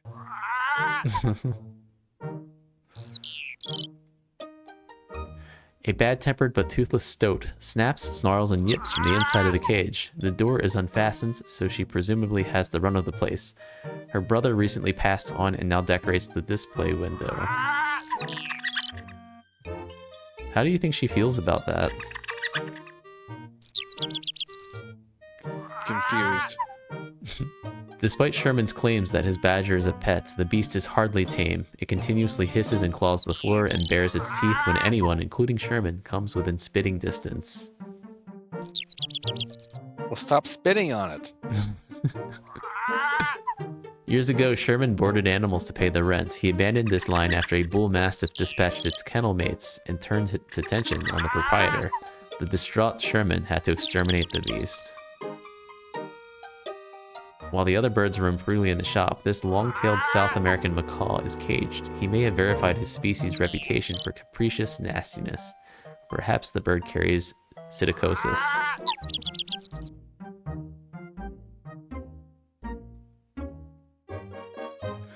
The birdhouse mimics the shape and aspect of a Swiss clock. A real cuckoo once nested inside, and more often than one wanted, it would emerge and warble its insipid song. It may have joined the choir celestial.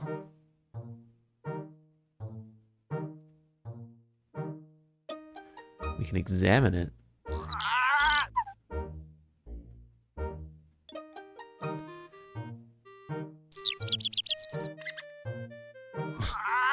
An adolescent Indian mongoose has found a discreet spot in which to conceal itself.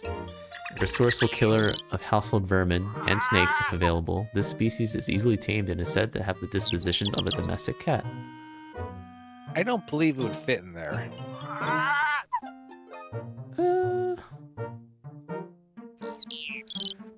From its selected perch, a tawny owl occasionally utters the interrogative emblematic of its species. Jeez. A lethal nocturnal hunter, it clears the premises of uninvited vermin. Sherman keeps the shop in a kind of twilight for its sake. Ooh.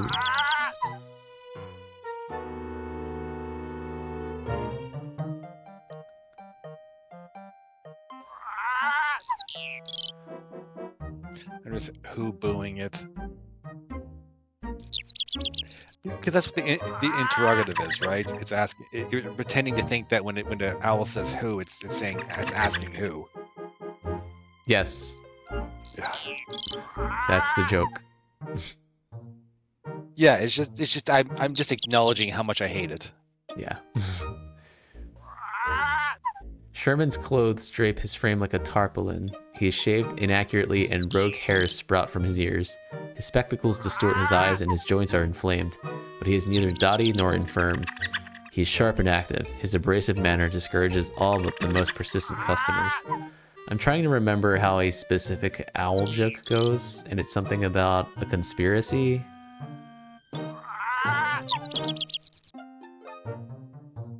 Do you know what I'm talking about? I don't, and I feel like the moment I find out, I'm not gonna. Oh, why did I Google that? You found it that quickly? Apparently, the owls are conspiring. They're in cahoots. Oh, that's not what I was talking about. No, I endured that for nothing. That's a good one, though. No, it's not. It's really not. Oh, it's something about like the owls are conspiring, and then somebody says who, and it's like, oh, they got you too, or, you know, it's something like that. Yeah. Of all creatures in Sherman's shop, I'm partial to the badger. If I thought you were serious, I would schedule a sanity hearing. Badger is a bad-tempered, malignant brute. Have you forgotten when he sunk his teeth in your ankle? It's just his nature. Yes, he has a thoroughly nasty one. Wait, isn't this a different badger? Bit different than what? I thought this is this. Wait, is this not the one that's the sister? Oh, that was the stoat. Oh, the stoat.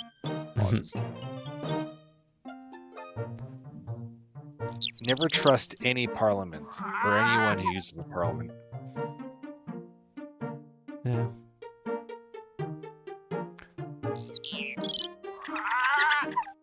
My compliments, Sherman. I hope we find you well. What do you mean? He's right there. We found him well. Blast you, Sherlock. You've interrupted a perfectly good nap. What do you want? Common courtesy would make for a pleasant change. A commodity is in shorter supply than usual. What's your business? We'd like to borrow Toby. Out of the question. We didn't ask. What'd you say? Well, I guess that's it. Must we guess the reason for your foul humor? And you've the brass to call yourself a detective? Your rheumatism is acting up, I see, and you've been sleeping poorly. True, but I'm more than 10. Common ailments at my age. Then, of course, your canine companion is not on the premises. Perhaps you're not as slow-witted as you look. Would you like a fresh cuppa, Sherman? Do you think Toby can be had for a cup of tea? The scheme's unworthy of you, lad. I won't insult your intelligence, Sherman. Don't insult mine. If you're beyond recognizing a civil gesture, we can leave. If I impute a polluted motive to your action, Sherlock, I'm sorry. Apology accepted, old friend. Recall that I said if. We have need of your treasure's skill. Everybody wants Toby. A wonder I'm still in business. Well, you can't have him. He's abandoned me, fickle beast. Dallying out west with his lady friend, I'll wager. A slinky Afghan. The tart has the run of St. James Park. We have to go find Toby. You haven't hidden him or let him out to the others, have you? You know I'd lend him if I could. When have I denied you? Toby's out there getting it on, and we have to go find him.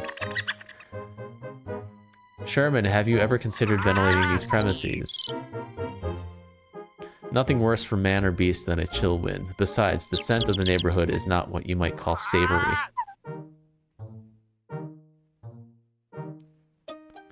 He'll be eating one end of a spaghetti noodle with his date. Yep.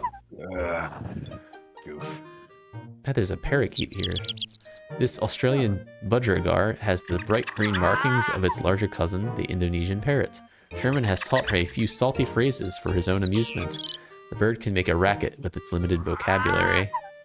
I give up. Is that actually a word? What, budgerigar? Yeah, it's another word for parakeet. Budgie is the short version. I think it's what Australians call them. Budgies. So wait, budgies and parakeets are the same thing? Mm-hmm. No, it's not. It can't be. Unless there's like some disconnect between different groups of people. About that. I don't know. What Budgies or budgerigars are parakeets. What? Yep. But what? But no. What do you mean? Well, besides the fact that I would know this, like, what? No. I'm just gonna say no. Okay. I won't argue. Parakeets are different somehow. Yeah. Yeah. I used to work with parakeets Oh, neat. at the zoo. Hey, there's a snit. Sherman's in a snit. Suggestions? Well, I guess it's a word. The old bird stuffer is kin to his more malevolent species. Is that an insult, bird stuffer? Is that a euphemism? He's just lonely and it makes him irritable. Is it a euphemism? I think we have to go find Toby. No, we are not going to go out searching for a horny dog. Wait, Fanshaw's Pile, that's another place. What the heck is Fanshaw's Pond? Fanshaw is another accomplice person.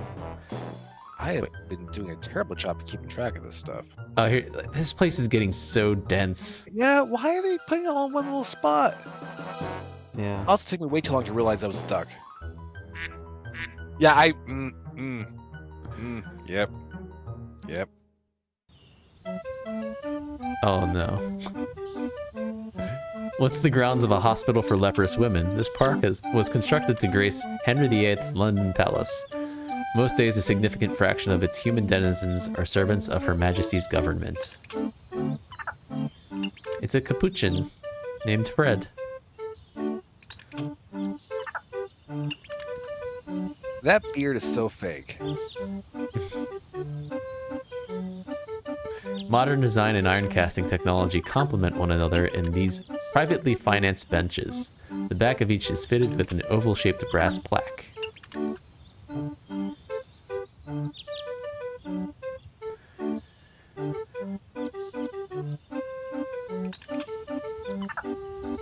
A plaque denominates the details of a bench's donation. In 1880, R.J.B. Arbuthnot's siblings dedicated this bench to commemorate the happy years our brother spent here with his friends. Can we just take a moment to appreciate that he had to walk around and stand in front of the bench to read a plaque on the back of it? Yes. Okay, thanks. Oh, there's Toby. He's right there.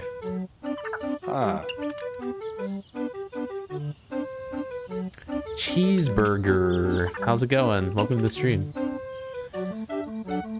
A lavish illustration of plants and animals from the Indian subcontinent appears on one side of the two-page spread. The text is printed in a large format. A pensive boy dressed in the uniform of one of London's exclusive public schools sits beside Toby. He appears to have been reading. His nervous feet come close to the ground. You can also examine the book. The boy has been perusing Plain Tales from the Hills, Rudyard Kipling's recently published collection of delightful tales of Anglo-India life.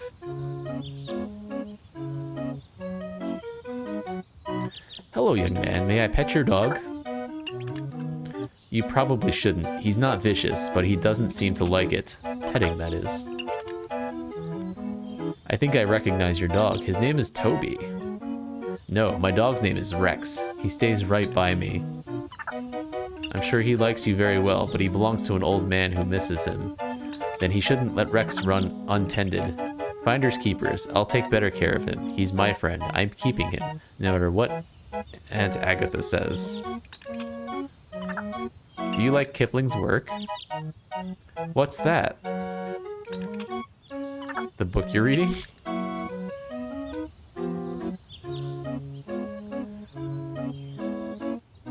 The book you were reading. It's by Rudyard Kipling. Is it? Father sent it to me. I like the animal stories. They're interesting. The animals. There's one like a weasel. He's especially clever.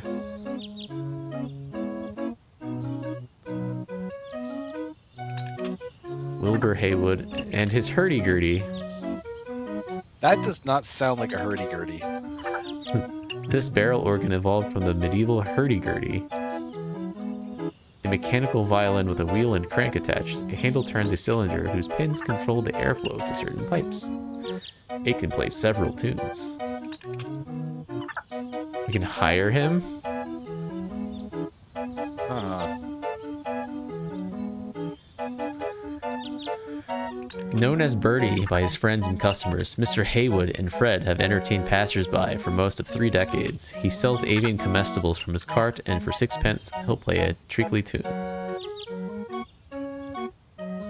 Hello, Bertie. Business brisk? Not so as you'd notice, Mr. Holmes. Half the government has passed by, and trade still stinks. I'll wager not much of the Queen's work got done today. I'm sure you're right. Fred in fine form? As always, more than once I've wished I had his disposition. Bertie, what do you know of the little fellow on the bench? Master Saint Jean Hart. He's often here. Lives with relations across the way. Just hook up with that pooch. You know the dog? I've seen him before. Look how he sits so quiet. Seems to understand the boy needs his company. He wouldn't mistreat the animal? Never. Always kind to Fred. And keen. Knows all about his simian ancestors. I've been tempted to lend him out. Boy's always alone. Pa's in India. He could use a friend.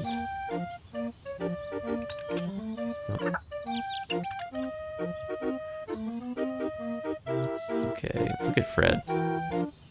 Bertie's clever familiar is an Indian macaque.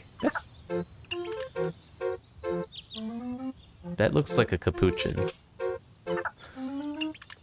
The simian's winning disposition and adorable features invite the unwary to ignore his dexterity. The lost items desk at the local precinct is filled with objects that his nimble fingers have prized from the unsuspecting. I would not say that looks like a macaque. I can't tell. Looks... I don't know. Bertie sells bird food and inedible confections from his portable table. In the tranquil park, no one complains about the inflated prices. Bertie purveys 3 grades of food: stale breadcrumbs, shucked corn, and a luxurious mix of nuts, seeds, and suet. No, what's suet? Do you, though? I don't actually know what suet is. Probably not. It's Is like it fat? It's basically fat. Give me a mix I- to draw the best warblers, Mr. Haywood. Sorry? I want to see whatever birdies would come to eat the suet. Okay. I want a bunch of bird buddies. And then you can eat the birds. Nah. For 6 pence, Mr. Holmes, I'll guarantee an exaltation of larks.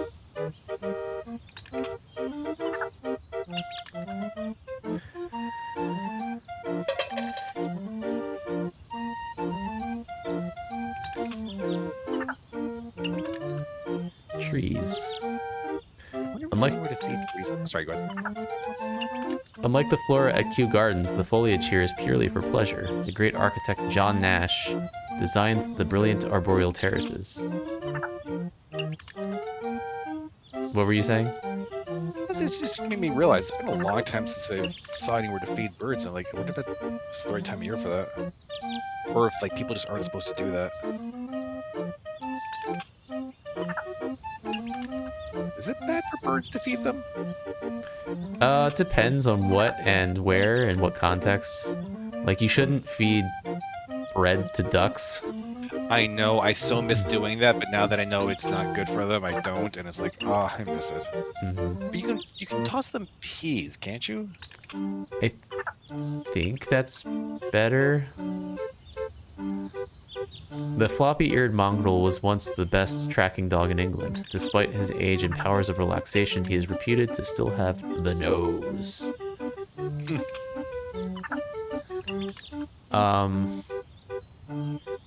I think they really like grapes. You know, for a brief moment, I thought you were serious.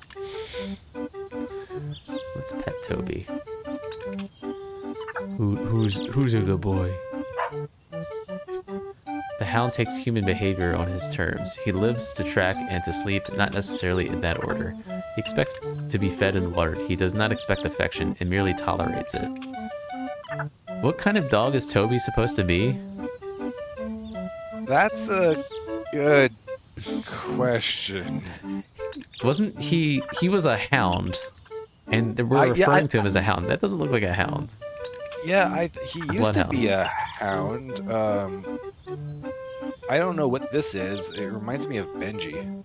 Yeah, it looks like a some kind of terrier, I guess.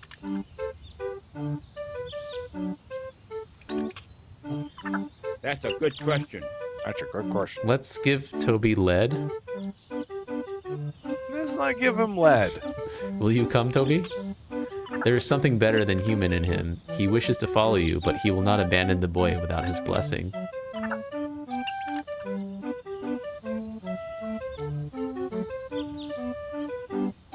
Listen, lad, I need to borrow Toby. May I do that?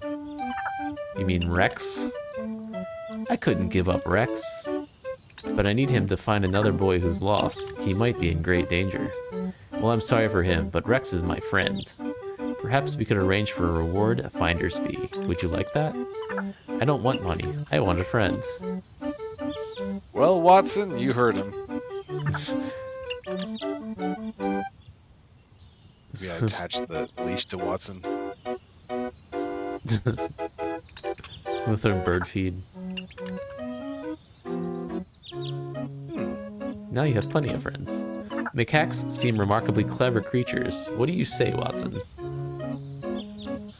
They are very intelligent. In India, they're valued for their companionship and intelligence. A sergeant major in my division cared for 2 orphaned brothers. Like children they were, only smarter. But in their playfulness, they can make a world of mischief. The park's best season is a closely argued issue. Do you have an opinion? It's a sterile question to me, Holmes. Weather cannot affect the park's true beauty or its inestimable value.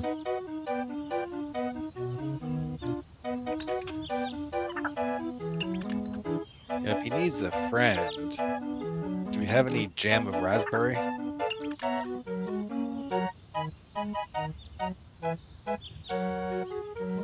don't know. You have to find him. So what is a fob? A what? A fob. You're carrying a fob. A fob. That's a watch fob. It's Yeah, like, but what is a watch fob?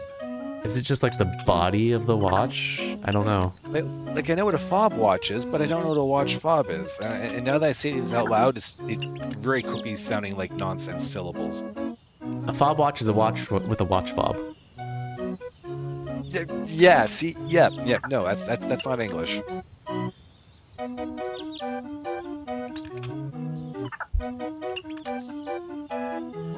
Can we use the Also, bird feed? Sorry. Just It's never muffled. not going to sound hilarious. Yes, it's never going to not sound equal parts funny and adorable. Oh, I forgot. Can we hire him? Or hire the hurdy-gurdy? Oh, you're hiring the instrument itself. Okay. Can you play a lilting waltz for me, Birdie? With pleasure, Mr. Holmes. Why? Why not? Fair point. Sounds kind of spooky. I like it.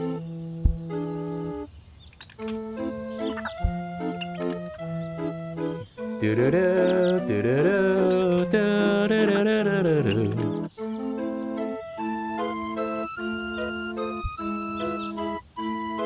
I like this music, but I do not see the point. Well, it's supposed to start raining, and then everybody leaves. Ah, yes, of course. Question is, how do you learn the song?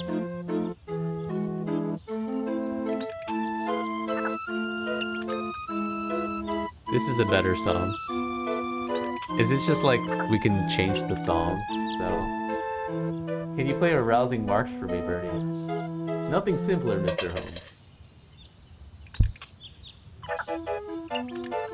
So on Discord, it plays the sound of the coin before he actually throws it. Is that just Discord being weird, or I think that's does just it the actually- game. I didn't Okay. really notice, but I think it's probably just the game.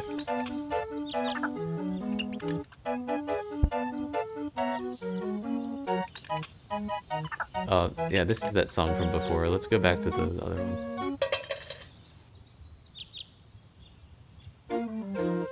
Wait. What is this?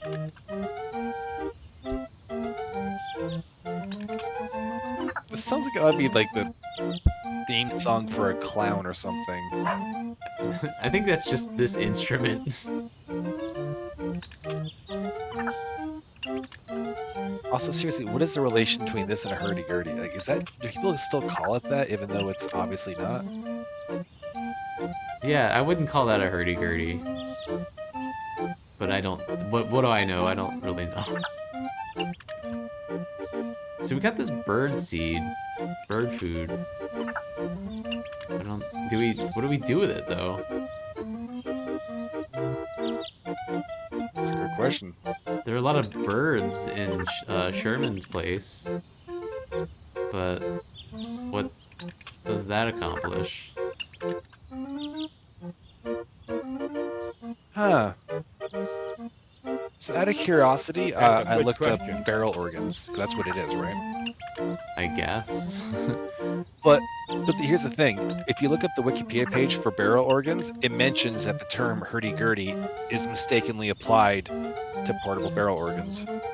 Oh, Like, this is there a are documented flowers. thing. There's flowers? There's some flowers here. The last verdant blooms of summer in full retreat against the encroaching autumn. They will die soon and return in spring. That's all. Go. Yeah. This sounds almost like that song about coconuts. Yeah, I was thinking that too. I was trying to place it. I got a lovely bunch of coconuts, doodly doo. So is it the same song or just similar? I think it's similar. Not that, but there was like a part of this that sounds more like it.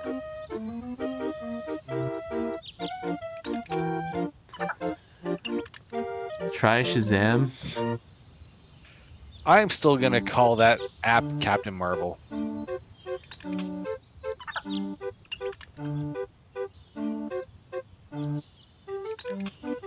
Are we supposed to do something with the birdseed and then come back here? I don't know. Yeah, I'm a bit confused, to be honest. Also, his beard is still very fake.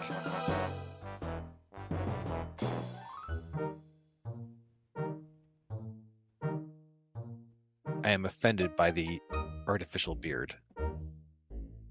Oh. Sherman, a young boy is caring for Toby. I'd like to reward him for his trouble. Oh, just get a bit different friend.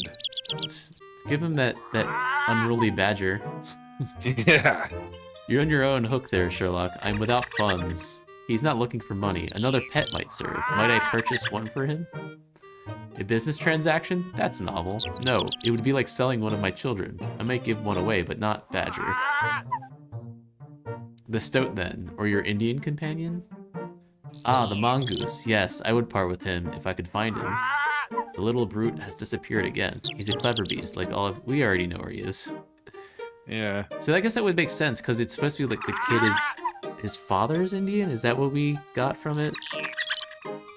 There was Well, he's not Indian. He's just in India. Oh, okay. I thought there was some reference to India related to the boy. Yeah, and then the book with the... was about India, or Anglo-Indian life. I trust you on that. I don't remember that level of details.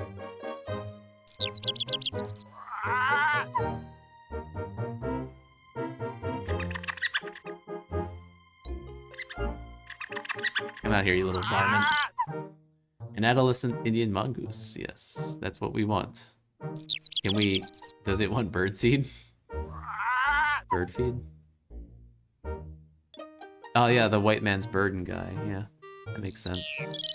I'm not familiar with that term. Oh, yeah.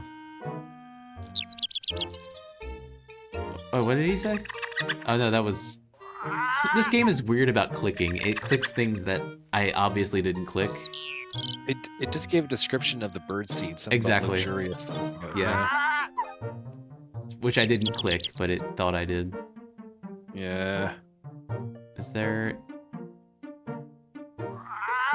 I think we have to do something here to flush So, what does a mongoose like to eat?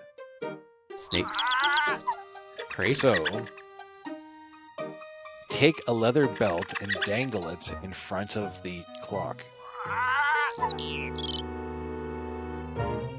Oh, Right, yeah. oh, Right, yeah, the white man, yeah, the white man's burden being... You know, it's the burden of the white man to bring civility to the other people, yeah.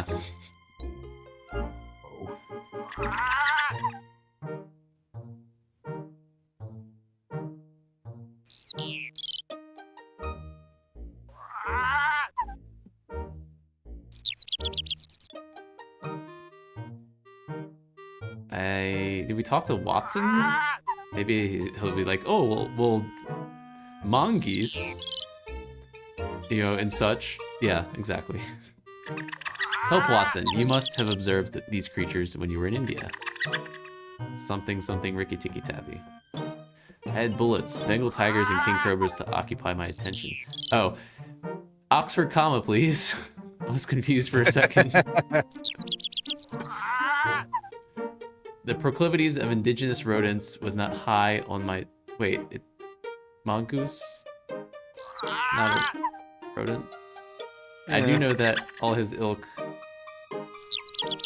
Side note, I was just talking about the value of the Oxford comma to someone literally yesterday. have voracious appetites. And I had to explain what I was talking about too, and it made me feel sad. I just don't understand why people don't... Oh, there's a cobra right here. Yeah, there's also one right beside him, I think. I don't think it counts. Though Sherman refers to all snakes as vipers, this longtime resident is in fact an Egyptian cobra, Mahahaja. Mahahaja. The species is ideal for use by snake charmers. This looks made up. Oh, it's not It actually nausea. doesn't. That sounds really plausible.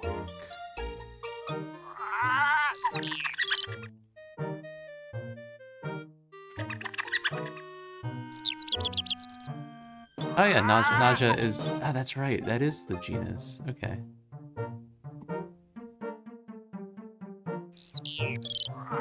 Okay.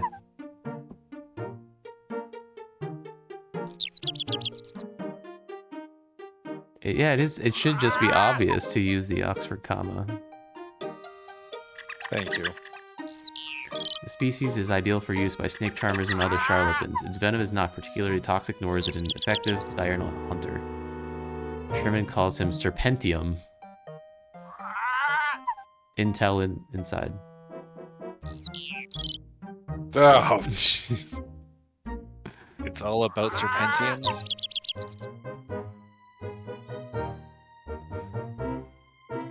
I feel like think we it's have to some- stir something up here. What'd you say?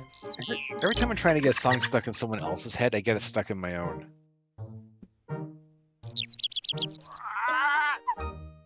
Is that the case right now? Yes, because I was trying to reference It's All About the Pentiums. Wait. Oh, this whole box is a cobra?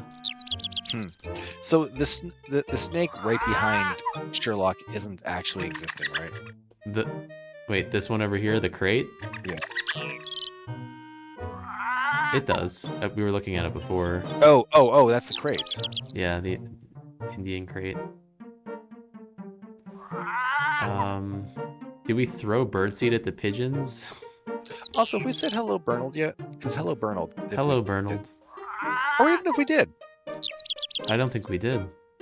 Oh, well then, doubly hello, Bernald.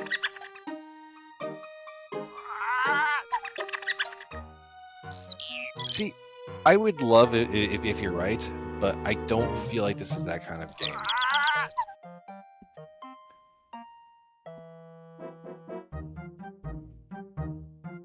What is anthracite? Oh, wait, is it just coal?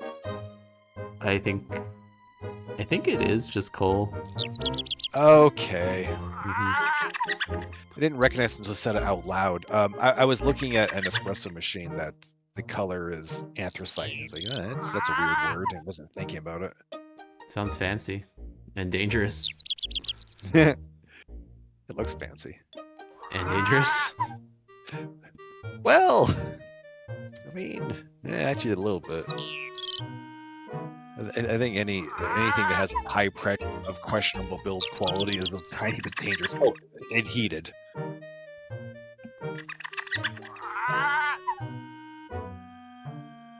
So how do we get the mongoose out? That's a good question. But there's a cobra right next to it. It's like, why wouldn't we? I can't tell if cold coffee is really a thing That's or a not. good question. I would drink civet coffee. Oh, there it is. Can we? It pokes out. Can we target it? I would not drink civet coffee. You wouldn't? Nope. I'm pretty sure they wash them off. Oh yeah. I'm sure it's actually perfectly safe. I just would not get anything from it.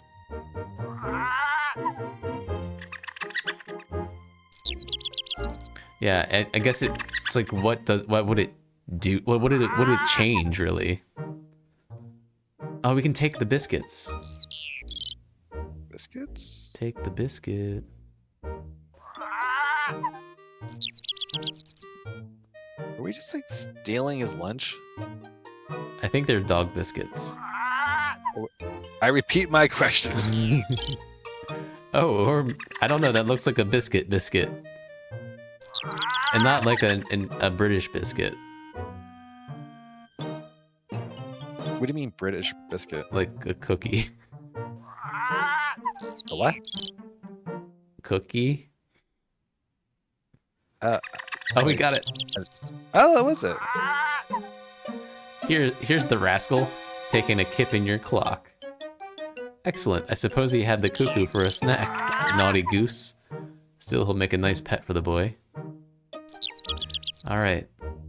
I was just pretending that Canadians also use the same English goofiness.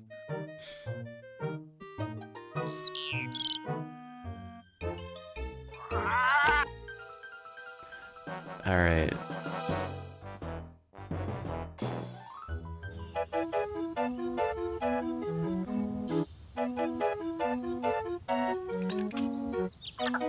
Is that a mongoose? I don't know what that is. It's a mongeezel. It's a mongoose. It just looked kind of funny at first. I mean, mongooses look mongooses. Mongoosapodes. Do we have They to look- talk to him they- first?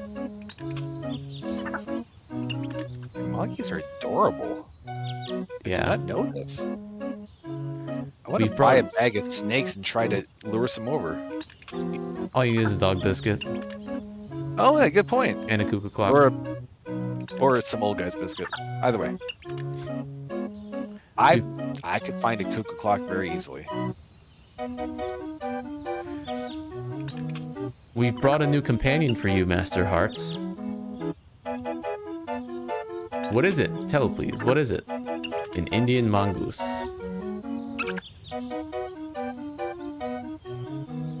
Lovely. He'll be easy to hide in my room. Treat him well, won't you? I will, I promise. I can keep him? Of course. May we take Toby or Rex? If you can get him to go with you, I hope he finds what you're looking for. Bye, Rex. Bye. I have a new pet now. See you. I don't need you anymore. You like the new background of the layout? The one directly behind me, or the the Sherlock Holmes one? Yeah, the one behind you actually does look neat. I didn't notice that. The Indiana Oh. Jones one. The Sherlock Holmes.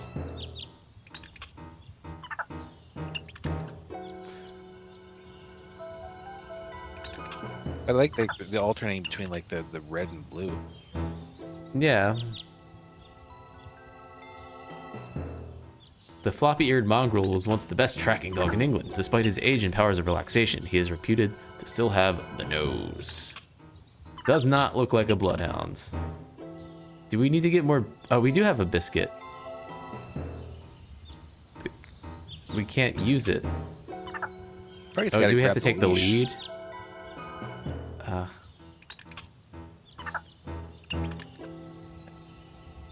Is this a puzzle?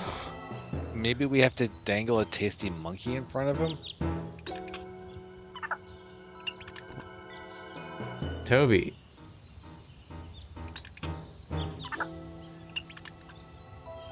Oh, do we? We have to just use the blankie, probably. Yes. Oh. All right.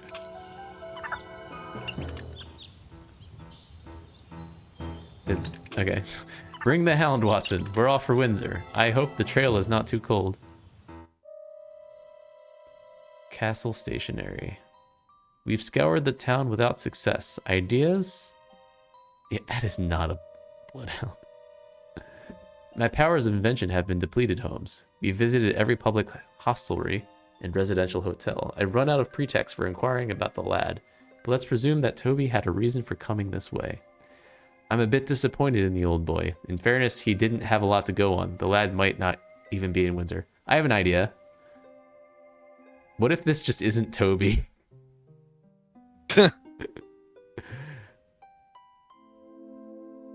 I believe the hound is not played out yet, and so do you.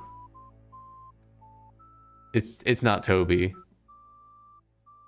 That's the problem.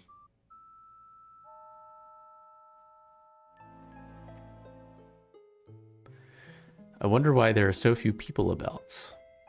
The residents are shy or unsociable, fear of violence, a holy day, inclement weather predicted.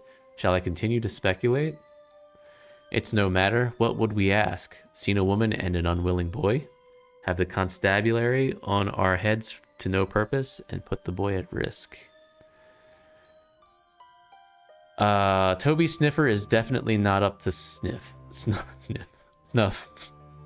You don't suppose his skills have deteriorated? Why not? It happens to all living things as they age. So it will happen to us. Including your ability to pronounce happen. His ability, that is.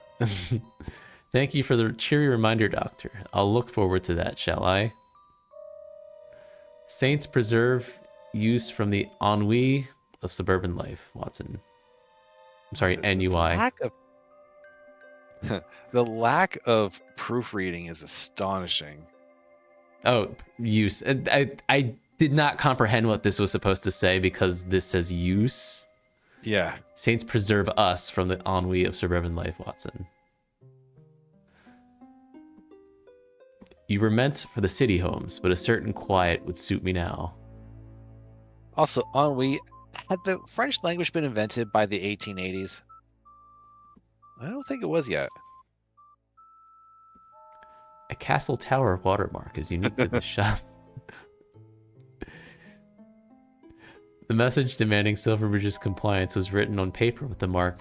Ergo, the paper came from this shop. Oh. For that matter, when was Latin invented? Oh, that's complicated. The future.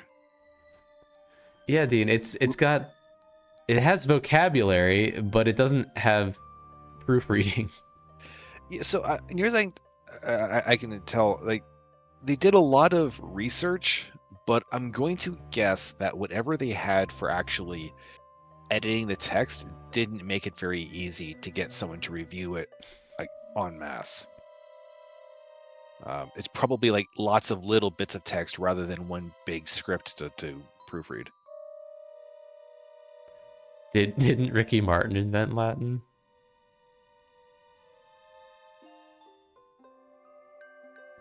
French Stewart invented French. The stationery shop comes honestly by its name. I noted that it's derived from Ward's position on the eponymous street. Very nice.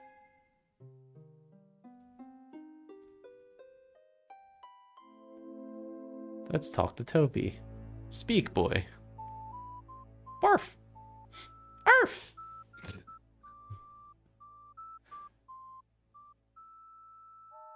So I assume that woman in the window is the one we want.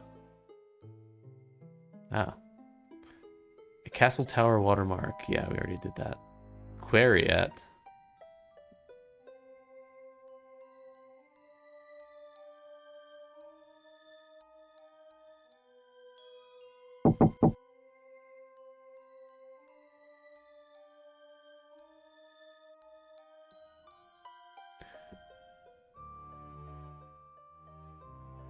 The young woman's demeanor suggests that working here may not have been her first choice. Her dress, carriage, and expression fairly shout, "Do not confuse me with a shop girl. Perhaps her family owns the business." I apologize for interrupting your labor. Might I have a moment? If you're quick about it. I guess we could show her something, like the stationery we found. The blackmail note, yes. Oh wait, seriously? No. Maybe just part of it. Do you recognize this stationery? It doesn't seem like query language. Of course, that paper in pink or sky blue is very popular. It's highly affordable. The scent is refined and the castle watermark gives it a certain cachet. Then you couldn't say who might have purchased it. Not a chance. We sell several boxes each week. I know it's unusual, but could I ask you to smell the letter? Oh, jeez. What? Nothing. What? Nothing. I can't tell if you're laughing at the "hey, smell this" or not. I'm laughing at you. Oh, yeah. The scent has been adulterated. I should say overwhelmed by some very common toilet water. Does the smell recall any particular customer to mind? No, that smell sends me running for my handkerchief. Good day. Hang on.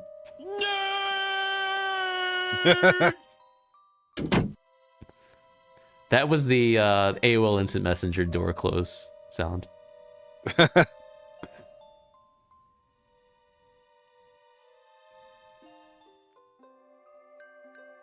Estate office. This office purports to handle the sale or lease of commercial property. Like other concerns on the street, it's doing precious little business.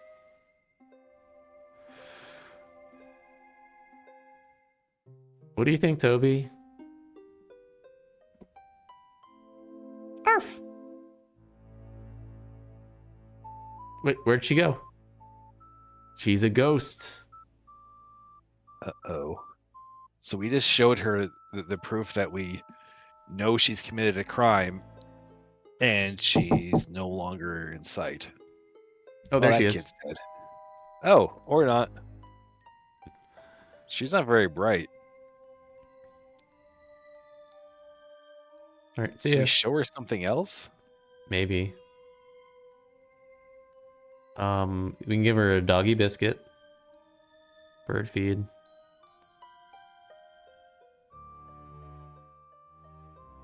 Photograph. Log. Oh, actually, that would make sense, right? The photograph is of the kid, isn't it? Yeah, but the thing is, we can't show it to her. Oh, we can show the blankie. Probably because Interesting. it's probably because. Oh, I wonder if we can get Toby to acknowledge that that's where the smell is coming from.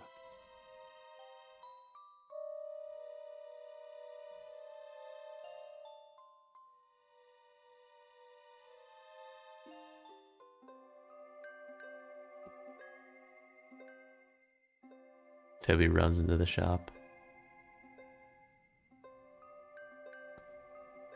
Or he wanders off.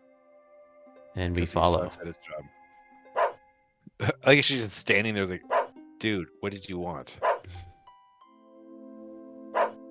Oh. Wait, this place scrolls? Yep. But only when Toby makes it so. What's that from, Dean? It seems familiar.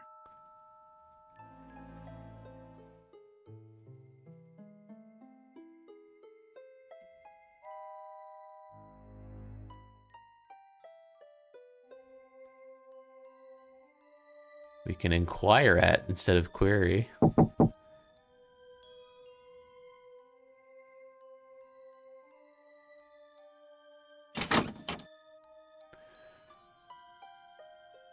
Maxwell. The estate agent is a typical new man of business, fussily dressed and affecting attention to weighty affairs. He waits his next gullible victim.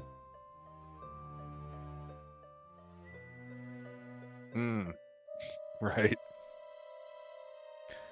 Is it a holiday? The streets seem nearly deserted. Maxwell Werner at your service, sir. Yes, most perceptive. It's a marvel. No scooting or scrambling like the city. No grime, no crime. Wonderful commercial opportunities in this vicinity. I have some admirable properties I could show you. We're not exactly in the market, thank you. Well, more's the pity. Business is a bit slack, if the truth be told. I believe I'll take the day off. Good for you. Good for you, I guess. Goodbye.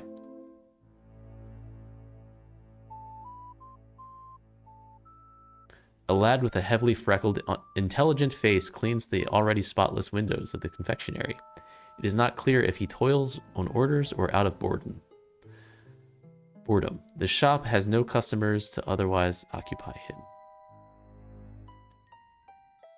Have you recently seen a boy in a marrowbone uniform? His hark hair may still show some red. My brothers are redheads, but they never went to school. I rather meant a customer. He was probably accompanied by a woman? No, sir. I see no such couple. Have you sold any peppermints recently? Oh, because the kid likes I don't remember peppermints. where we got those. Funny you should ask. A lady bought 2 pounds worth just today. She usually buys toffee. Got a real sweet tooth she has. You know where she lives? Can't say. She comes from that way. Thank you, lad, for your trouble. Okay. So she's gotten peppermints to amuse the kid. Yeah. The thriving confectionery trade of London has lost something in translation to the provinces. Still, the jars are full. Friend Farthington would swoon into a hyperglycemic coma were he allowed unsupervised access to this emporium.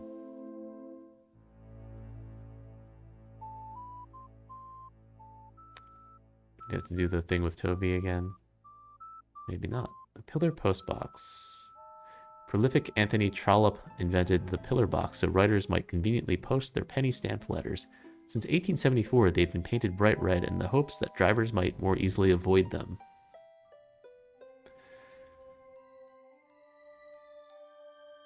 Okay. I think we should probably show it to Toby again. No, maybe not. Okay. We just go over here and start knocking on doors.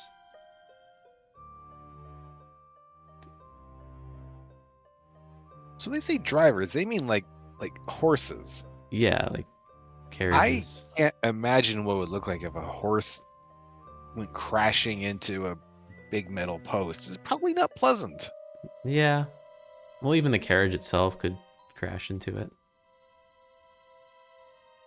Toby.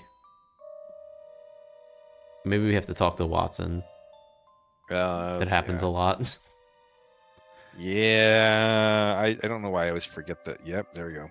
Is Toby somehow confused? No question mark. Do you have a suggestion? Perhaps he's smelling the wrong thing. Obviously, if that passes for a suggestion, Doctor, I think I can survive without it. Don't Holy kill the crap, messenger, dude. Holmes. You're right, of course, Watson. I apologize. You wouldn't have to apologize so often if you're less of a. Never mind. We've covered the town. Do we dare bring this fellow into our confidence? An estate agent might be a resource. Frankly, I don't find him a terribly promising lead. We've already tried that.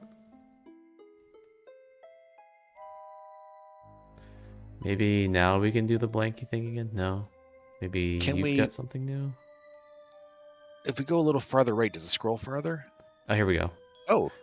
What are your most popular sweets?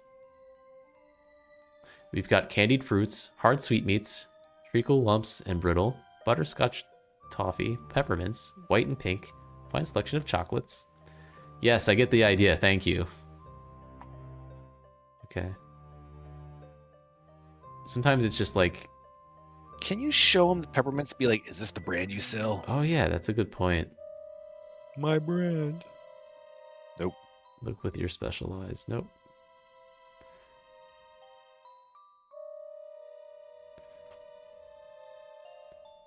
What's that? You ate a whole wheel of cheese? I'm not even mad. That's amazing. Yeah. The boy directed us this way. It's maybe something with the post box. Can we put the blackmail notes in it? Oh, can we show the... Ooh. Why? It was like, why would that make sense? I don't know. Maybe we can use it in the post. Why does it have a use? That is weird. Oh.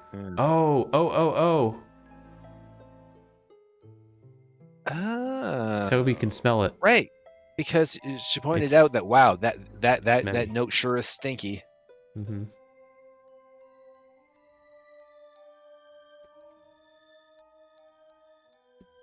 Let's go, Toblerone. We're gonna I don't want a Toblerone. Admit it, you kind of want Toblerone. Huh. That's a good question. Yeah, but you want one too. Yeah, of course. I want more than Toblerone. I want Tobler 2. No. Boo. Boo. I don't even know which. I can't use any numbers. Sure you can. Yeah. Crate. Hey, look, it's another crate. These functional eyesores are often placed in public walkways for collecting paper refuse, but they tend to migrate to wherever less observant or less fastidious persons will tolerate them. Having scoured Devereux Place, the remarkable hound now believes he has fulfilled his mission. He sits before the door, waiting to lavish his species' traditional token of affection on the unwitting object of his search. Oh, we can break in? Break. Oh, we gotta just skip everything else and just bust the door down. 66! The fated door to 66 Devereux Place is made of oak planking. The brass fittings, knob, and knocker have not been polished recently. No one likes dirty knockers. Yeah, you should polish your knob.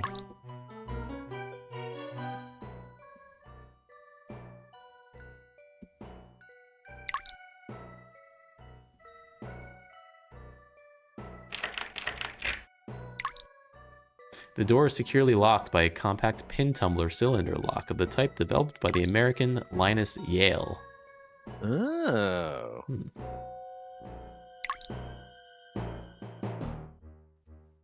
Stop with the options.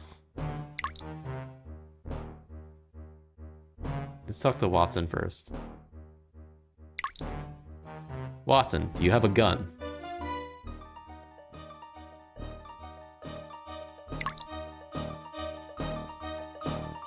Toby's marked a private home, though I thought as much. We're in luck. We needed some. I've run out of pretexts for inquiring about the lad. I wonder why there are so few people about.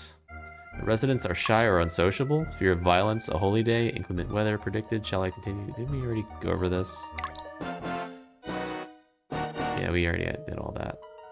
Suburban quiet is misleading. Calm conceals many unsettling things. Advanced knowledge of what we're about to step in would not be amiss. No need to make it sound like a farmyard mess, Doctor. This passes for high adventure in most circles. Were it not for the boy, I would trade places with those circles in a heartbeat. All right, let's break in. Sorry? I'd say we peek in through the window, or we climb up the spout, or the eavesdrop, whatever we call it. Downspout? What the? Okay. Don't question it. You'll only damage your shoulder with that sort of behavior. Use your head. Hey, where's the you? Headbutt it. Oh, yeah, that's a good point. I don't think Watson's British. No, I don't think he is.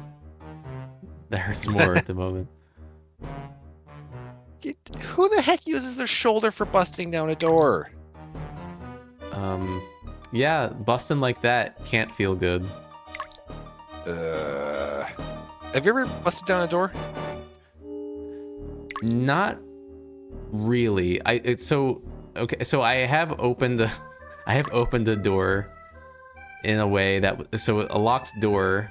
I remember a friend had a dorm room where the door was really flimsy, and if you pushed the center, the whole door would just open, even if it was locked. Yeah, that's a common problem. Yeah. Mm-hmm. Yeah. So that's probably it. Like we were just messing around with that door. Yeah. Trying to knock a door down with your shoulder hurts immensely, and kicking it is the only way to get it busted down. Yeah. Or you get grand. Grand? Grand. What? You don't know Grand? No. Lord of the Rings? I don't What? The big battering ram? Oh, I didn't know that was okay. Yeah, the orcs are chanting Grand and they're wheeling it up. In theory, donkey kicking works better for a door, but I lack the coordination to do that. Alright, we're gonna peer into the window. Yeah, weird we didn't try that to start with, to be honest. Well, I could have. Yeah, but like... There's a small person laying on the settee, Watson. I see a sprig of small person. chestnut hair. Sorry. Does he mean child? I think or he does means this mean child. someone who's short? Not just short, just small. Yes. Like Tom Thumb or something. Yes. I never doubted Toby. Let's find our way in. Discretion is essential. Discretion? Did that say discretion? Did I read that wrong? I want to read it again. I tend to misread things. It is discretion. Discretion. Desecration. Yeah, that's what I read it as first. Like desecration. Wait, what? Maybe we can sneak wait. into the mail slot. Oh, we are male. A thin hinged door covers the severely tarnished brass slot that opens into the house. It is unusually situated beside the door. Perhaps a basket catches falling mail before it floats or crashes to the floor. Maybe the small person can sneak out through the mail slot. I feel like we should use that crate somehow. Oh, Or the yeah. weird little animating refuse right beside it. Why is it animating? I think it's just windy. There's a little rat there. We should use the rat somehow. Light the lamp. Lamp, not the rat. Light the lamp, not the rat. The slot allows a restricted view of the room. A taut segment of string hangs from somewhere above the slot, somewhere below it, just out of reach. Might a key depend from it? This is a barely more inventive hiding place than under the mat. Several persons may have access to the bungalow. The appalling stupidity of certain criminals defies the imagination. So we just found the key. I hope you can take the greatest possible advantage of your observation. So, did we get the key? Like, I wasn't. Oh yeah, it was right there. We can look Wait. at it. What? What? Why can't we... Do we have to use So something to get it? What do we see when we look at it? A taut segment of string hangs from somewhere above the slot to somewhere below it, just out of reach. A key depend. It's just out of reach. We have to use something to get it. The button on a string. Lasso it around. The gun. Nope. I don't want to say your American is showing, but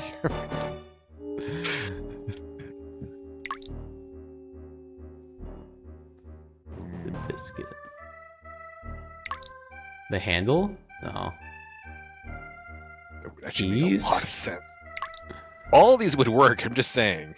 The pipe would work. Maybe Watson has an idea. The business card would work if you just like tore it into the right shape. Yeah.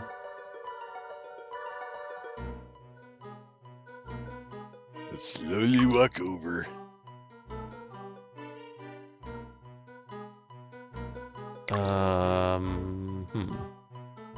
Huh, the door lock is separate from the door and the key. I guess because once we get the key.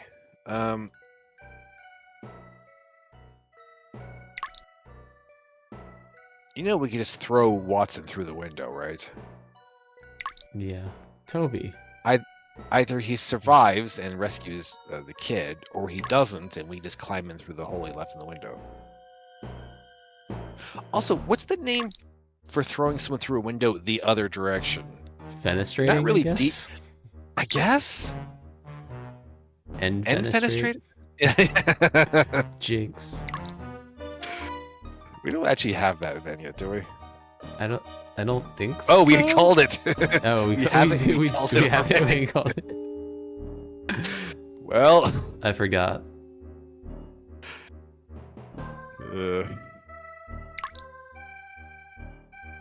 Fenestrate. Fenestrate. Ugh. Yeah, like defense and off. Yeah, I like that. No, I really do actually like that.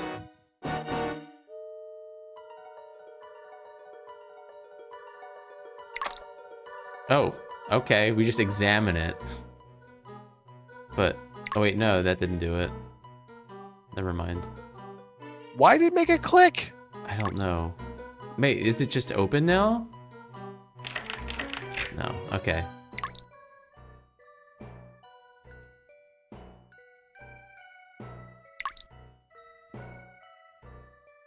I want the key. I mean, I doubt the first Yale locks were hard to pick.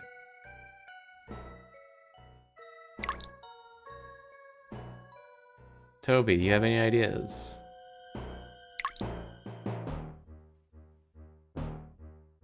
You know, I'm just saying, if we had some sort of a long, thin animal capable of hiding in cuckoo clocks, we could just set it through that mail slot. Yep. Too bad we gave it I'm not away. I'm not saying we find the kid and like trade back again, but like we push the lozenges through the mail slot. When the kid comes up to eat them, we grab his eyebrows and just pull him through the mail slot.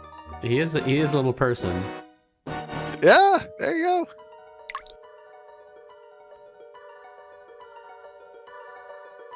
don't think I feel any like of this these is things not are meant usable. to be a puzzle.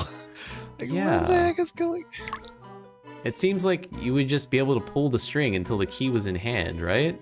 Well, I think they're trying to say it's just out of reach. Oh, the Like, string it's itself. weird. Yeah, I think that's what they meant. Somewhere above, is there like a brick that we can?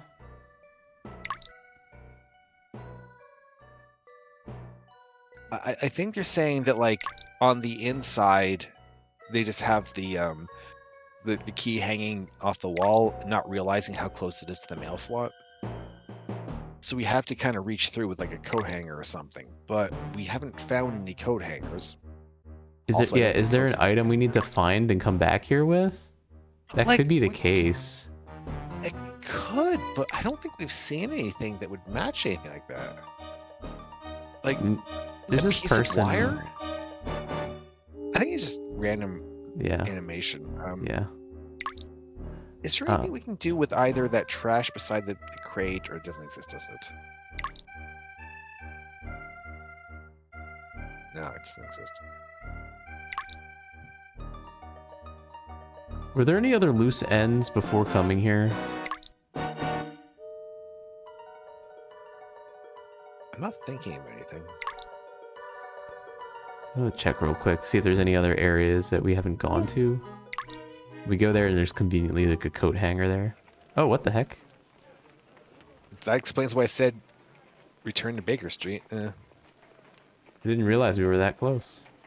I don't think we actually are. I think it's just because of they're saying you either have Toby or you don't. Right. Mystery. Benshall's Pile. We haven't been there. Oh, maybe there'll be wire here. Yeah. This. Lady Fenchall, I am Sherlock Holmes, and this is my friend and colleague, Dr. Watson. Was I expecting you? Where is that butler? Are you the workman I ordered? I have some fascinating ideas for this foyer. Do you like to say foyer or foyer? Okay, so I say foyer, but I hear foyer so often that it has me very self-conscious about it. What do you say? I go back and forth. These incomparable jars are as beautiful as they are rare. In addition to this pair, 3 sit in Shanghai, 1 in the Louvre, and 1 in Berlin. One hopes their exquisite animal satisfies Lady Fenchall's taste. We've been here before in the other game. And that description's the same from the other game. I don't remember. You don't remember the statue from the other game? It looks a lot better in this. It looks more correct in this game than it did in the other one. I remember looking up the actual statue by name, but I don't remember the location. Yeah, a marble copy of the Hellenistic masterpiece, The Death of Laocoon and His Sons, is perhaps not for everyone. The original, now in the Vatican Museum, while a bit smaller, mercifully lacks this travesty's revolting color scheme. You know, they say that, but didn't a bunch of like those white statues actually have originally like gaudy colors on them? They did. And there's evidence in that there's like microscopic traces of pigments remaining on them, where you can find those pigments and get an idea of what colors different parts of those statues were originally painted. That is to say, I don't know if like every single statue was painted, because maybe fair. Some weren't. I don't know. But yeah, generally it's understood that they were probably gaudy looking. This mosaic was poorly copied from the House of Dogs at Herculaneum. Would that another Vesuvius could bury this abomination?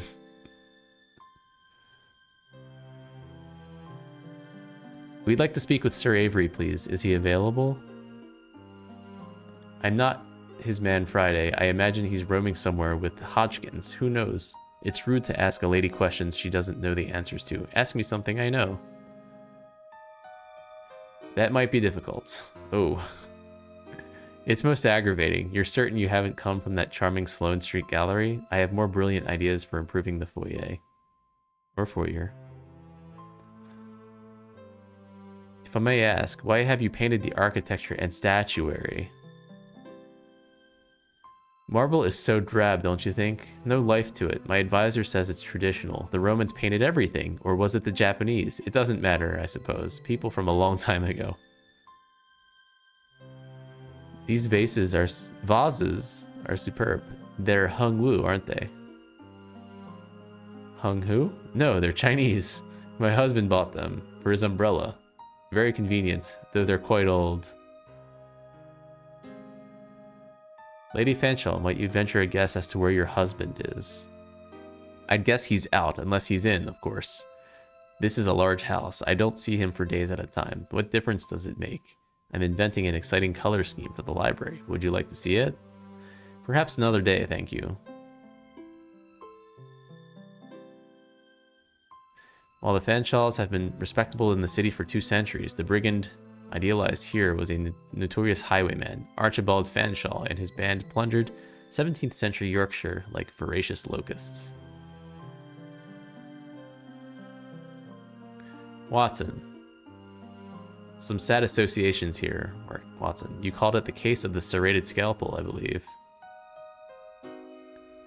Yes, a heart-wrenching business, but in the end, a job well done. The Brumwells are all deceased. I wonder if the staff stayed on.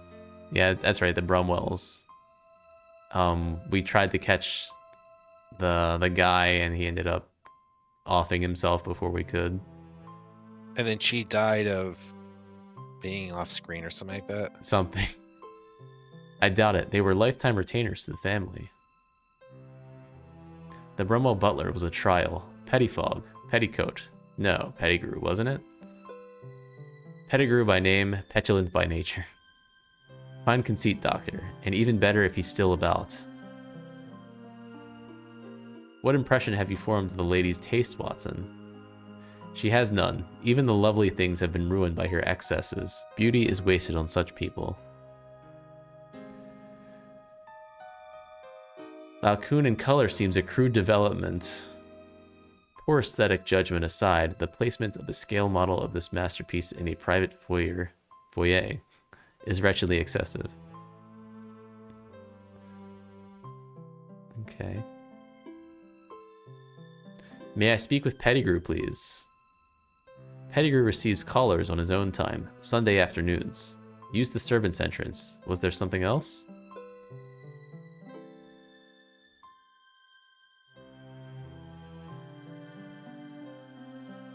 Circle window. The attempt to make a perfectly ordinary wheel window into a scale model of the giant rosette of Notre Dame has failed miserably. The foyer, formerly flooded with natural light, now seems dim and muddied. Pediment. The flagrantly flawed faux pediment has no architectural function or significance. It is, to degrade an expression, purely decorative. Lady Fanshawe has imposed her aesthetic sense on nearly every artifact. Besides the bizarre hodgepodge of classical styles, which are randomly juxtaposed, she has daubed paint on them. The effect is nearly nauseating. That's just like your opinion, man.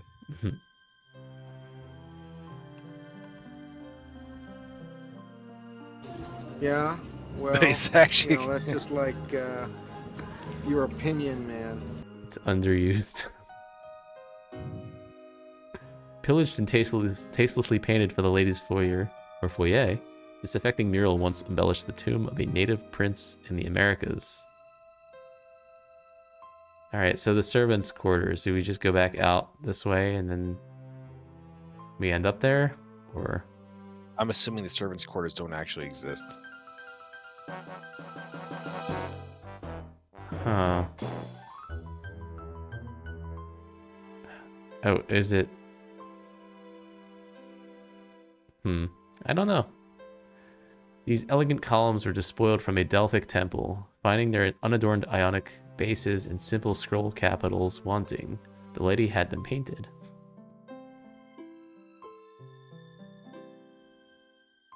Apollo Belvedere. The original Apollo is arguably the most celebrated male statue from Greek antiquity. This poor copy is only slightly more ridiculous for his hair and rosy cheeks, which we conveniently can't see. Because he's turned around. Because he's turned around.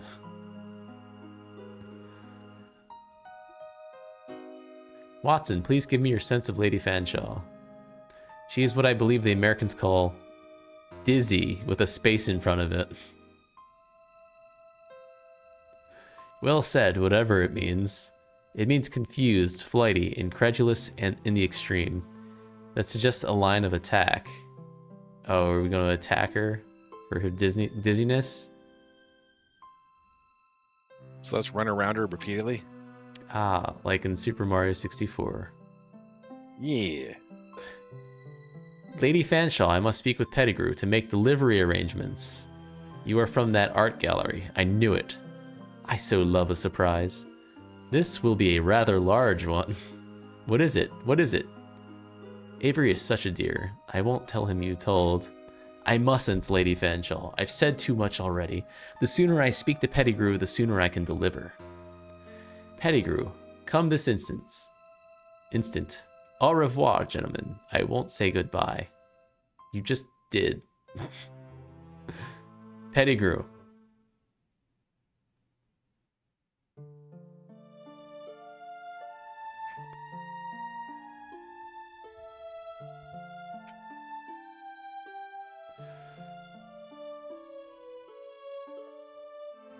Do you remember us, Pettigrew? Try as I might to forget, Mr. Holmes. I do. Your manners were perhaps lost in the effort. Never mind. Let's avoid a bad start. Is Sir Avery available? No. Lucky man is rarely about when Lady Fanshawe is, and she's always here. Is Lady Fanshawe likely to know Sir Avery's whereabouts? Milady knows very little about anything. In between bouts of redecorating, she entertains the beau monde and makes unreasonable demands on staff. But perhaps she pays well? In truth, she is mean and bloody-minded. And I am this close to giving notice. Was there something else you wanted beyond below-stairs gossip? Where does Sir Avery spend his time away from the ministry? I don't know. If that's all, you may leave a card if you wish. My business is urgent, Pettigrew. One of his colleagues has died horribly. Death seems to follow you about, Mr. Holmes. A combination of occupational hazard and bad luck, I imagine. Or, like, we are a detective and we investigate them? Have your joke, Pettigrew. Well, I'm not the one wearing the clown suit. Please don't allow personal enmity to color judgment. I need your help. Sorry. I was gonna say we're probably also killing them to generate business. That's, yeah. Helping you, Mr. Holmes, rarely helps me. Have you noticed? I purposefully kept your name from the Brumwell debacle. I don't say you were an accomplice, but Lestrade believed you had guilty knowledge of your employer's scheme. Do not repay me with animosity. You owe me none. The sting of Lord Brumwell's demise is still fresh. I apologize. When Sir Avery is not at what he calls his work, he can usually be found snoozing at the Diogenes Club or feeding the birds in St. James's Park. We've been to both of those places. Sir Avery is very old to be out alone. Is his attendant called Hodgkins? Hodgkins is Sir Avery's body servant. Very intimidating party. Very dear to the old gentleman. And the feeling is mutual. Of course, I recall him now. The scourge of the Crimea. The same. Still wears his campaign badges and hat. Honors and protects it like his patron. Recently disassembled a man in the Aldersgate Underground for having the temerity to ask Sir Avery the time of day. A cautionary tale. Thank you. Okay. Watson. No, okay, let's leave. Maybe we go back to the park, or... He can't be hanging out at the Diogenes. That place is a mess. Wait, not the ministry. Ah, I clicked the wrong one. But is there anything new here? Probably not. There's like nothing going on here before. You've had no word of Whitney? We know where Whitney is. No official word, no. The Char's ill and I'm late for an appointment at my club. Now please leave. I wonder if there's anything else we have to find here.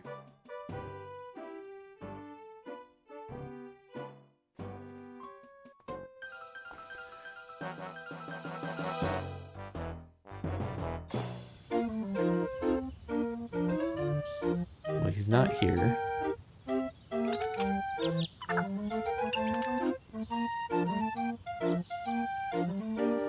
Have you spoken with Sir Avery Fanshawe recently? Not in 20 years. He's across the way now, at his usual spot. Old fool thinks I ridiculed him.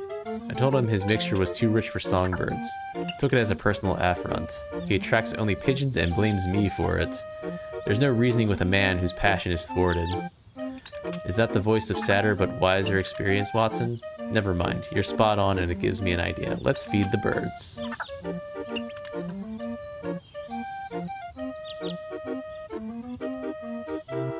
Can we feed the birds? Opens the bag. Something.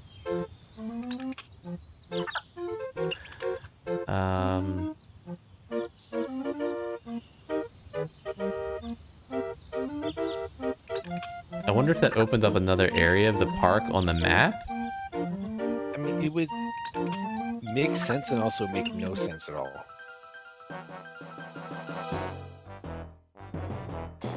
It's like, oh, he's found a spot across the way. Maybe there's just like a different spot in that area we can click. They're just not obviously saying. Yeah.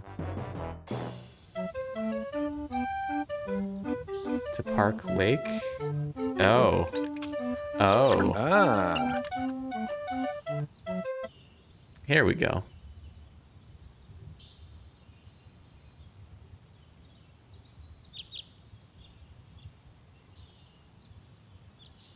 What civil servant or city man wouldn't prefer these surroundings to his office?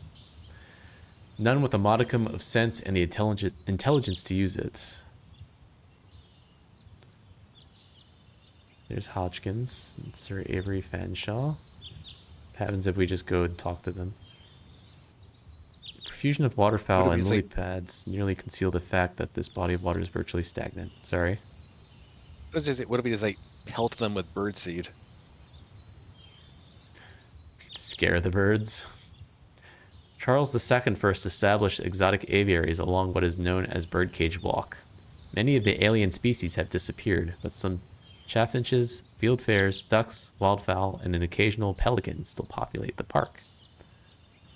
Does he have a bird like right beside his head? Yes. And he doesn't even notice. Oh, why are we doing that? If you do that again, I'll have you up on charges before the RSPCA, and then I'll have you shot. Cruelty to animals. Unsupportable. Oh, I wanted to do it again.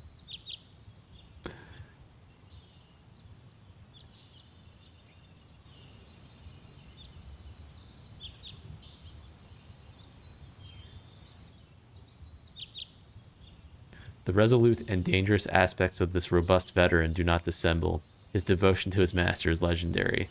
More than one man has learned that to disturb Sir Avery's privacy is an invitation to physical abuse. Wait, I have a word with Sir Avery.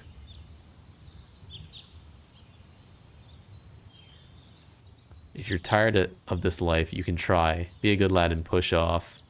I'll only take a moment. If you don't want it to be your last, don't linger. Move on now.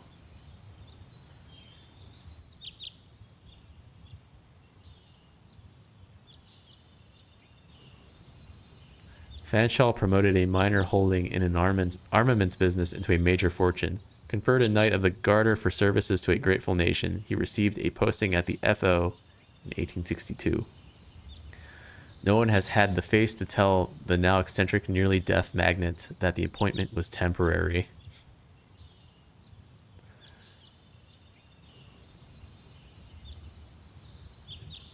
Get away from here now.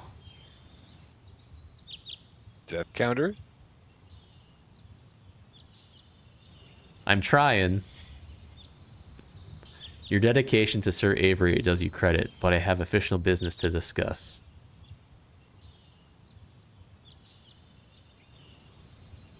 I'll say this once, slowly. Leave now, and nobody gets hurt. Stay, and you're here for the water or worse. Can we show him our proof that we are here officially?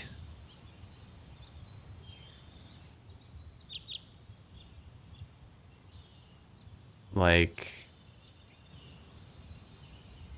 this telegram. Permission. No. Summons. I Could don't show believe... him the Mycroft statement or the ring. Nope. Huh. All right, let's Show him just... the gun? Not actually.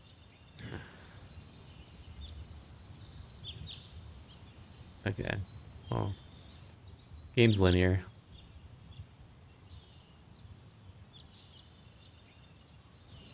Oh wow, all the best birds are over here. It's so birdie.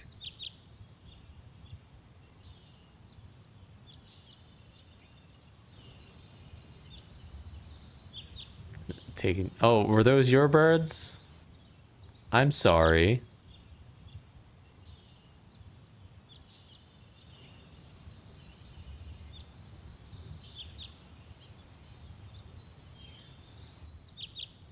They make an unusual pair, do they not, Watson? The Queen's retainers are as vigilant as Mr. Hodgkins. She is well served. A poet could describe their relationship better than a policeman. You recognize something in yourself, Doctor. Devotion to a chosen duty. Thank you, Holmes. As advertised, Hodgkins is a menacing brute, and Sir Avery was oblivious. I hope recent demands have not exhausted your imagination and left us bereft of the means for dealing with him, short of force. Efforts to overpower him would be futile, Watson, but I am not prepared for failure. I'll need to capture Sir Avery's interests another way. I believe Hodgkins has the wherewithal to deliver on his threats. Agreed, and I have no desire to test a contrary hypothesis. You'll have to fabricate a more subtle approach to Sir Avery. Perhaps I can distract Hodgkins by dividing his devotion in disparate directions. Sometimes your speech is perfectly opaque, Holmes. I hope your thought is less murky. Remember what Pettigrew said about the campaign cap? With assistance from more nimble fingers, I might borrow it. Huh? Huh? Huh? What the heck?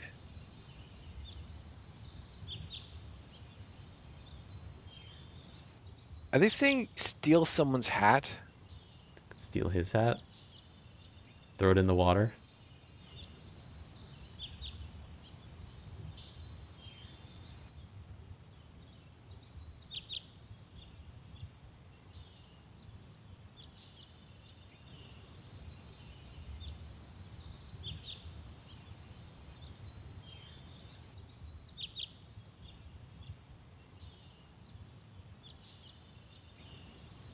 So the birds are no longer there.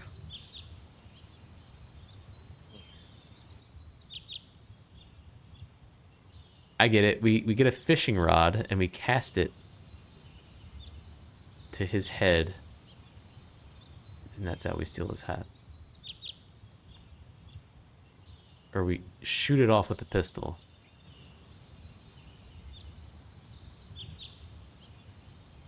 His hat or his head? ¿Por qué no los dos? Fair point.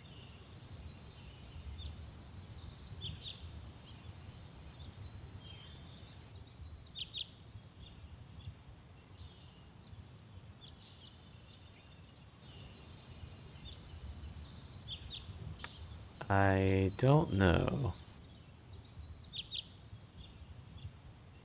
I don't either. And I feel like this is not meant to be difficult. A plaque denominates the details of a bench's donation. Sir Avery's bench commemorates his brother who was killed in the Crimea.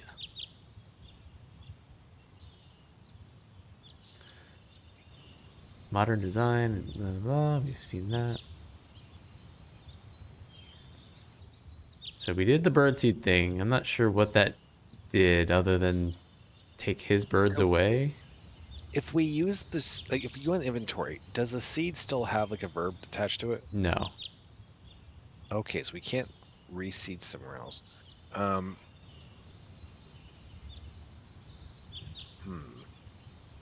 don't think we can use any items here. And what verbs do we have on both of them? Them, talk, speak. What if we look at Hodgkins?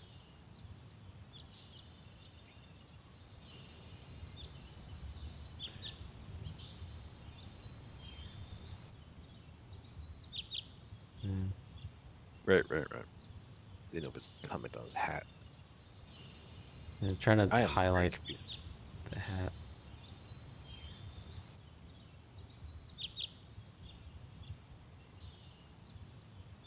Wait, what was? There was water there, Yeah, but what else was there? water. There's water. There's bench. Is there something else?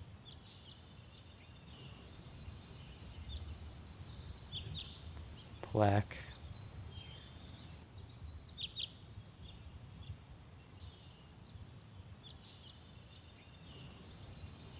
There's something else a little to the right of Sherlock. What the heck? I must be imagining things.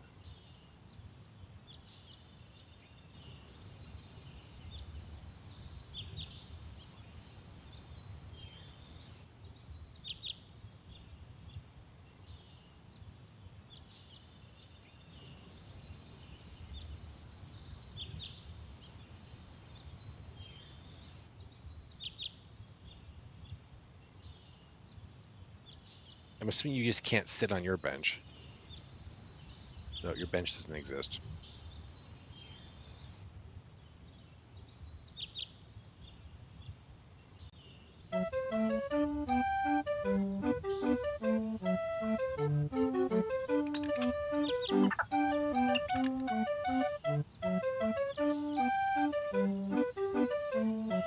Does Fred take instruction, Birdie? Oh, wait a minute. Oh, we're gonna get the monkey to steal the hat? Oh. Ah, that would be a distraction. You mean will he do and command what he does by nature? The answer is sometimes. I need to talk to Sir Avery. Might Fred create a diversion to occupy Hodgkins? Not a problem. Brilliant. I'm told the old warhorse is very fond of his campaign cap. Might Fred lift it and take him on a romp through the park? That's a capuchin. Perfect, but he's only part of your problem. His absence is no guarantee that Fenshaw will talk. He's attuned to birds, not people.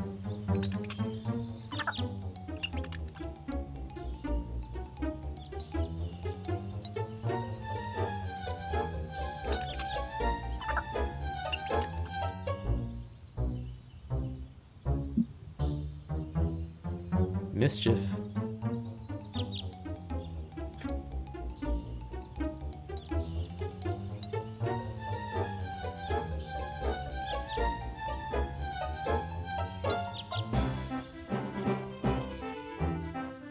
That monkey's dead now.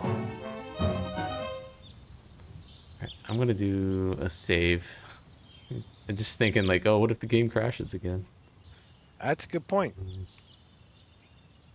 Monkey poisonous.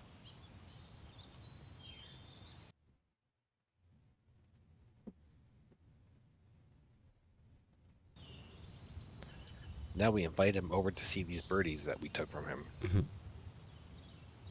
The game said he's hard of hearing, so now we're gonna have to find a hearing aid. Or learn sign language. Sir Avery, my name is Holmes. Mycroft Holmes is my brother. This area is reserved for bird feeders. This is my bench. These are my birds. They're all mine. Feed your own birds elsewhere.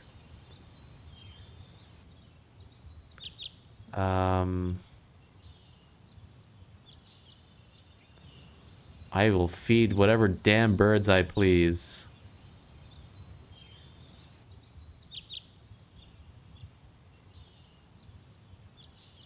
Maybe he wants bird feed. Could be hungry. Well, I thought he resented that his bird feed isn't very good, right? Yeah. Something like that. So they actually established that ours is better, which is why they... Mm-hmm. You've definitely got his attention, Holmes. Want me to keep taking your birds?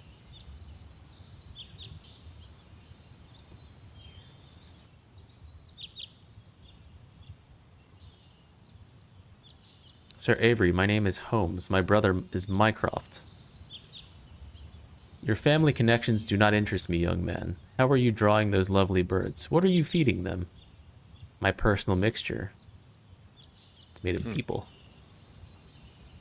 Probably infused with some irresistible avian narcotic. Where might a fellow get some? What, for yourself?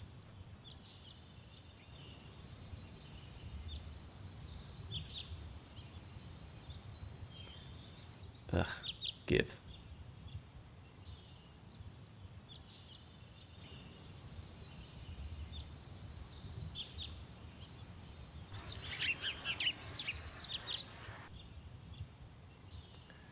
Mycroft was injured in the incident that leveled the Diogenes Club.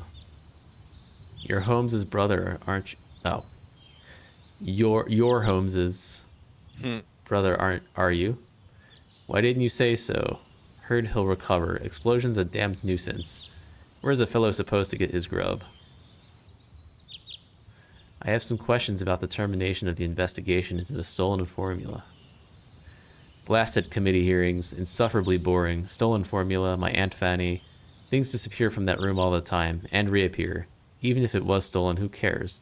Talk of technical advantage is militarist nonsense. I've learned that much in my life. People that matter. Committee is useless. I'm an old man. I don't have unlimited time. Cuts into my park visits.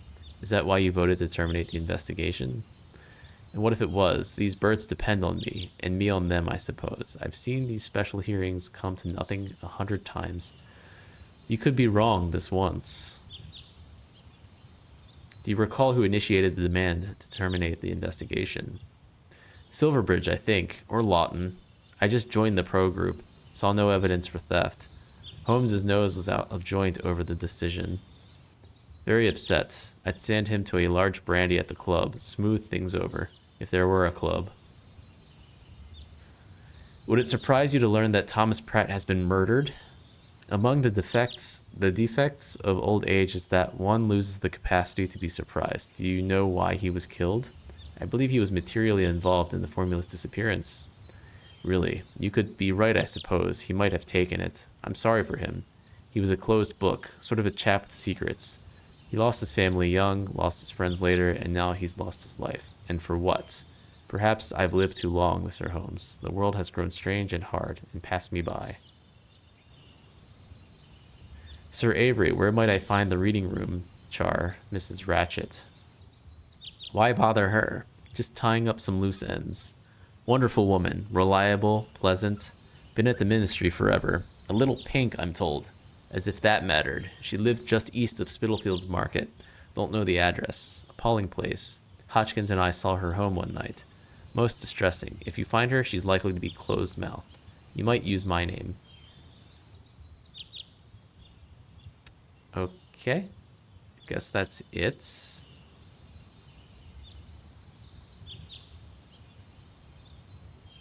Oh, by the way, here's a coat hanger.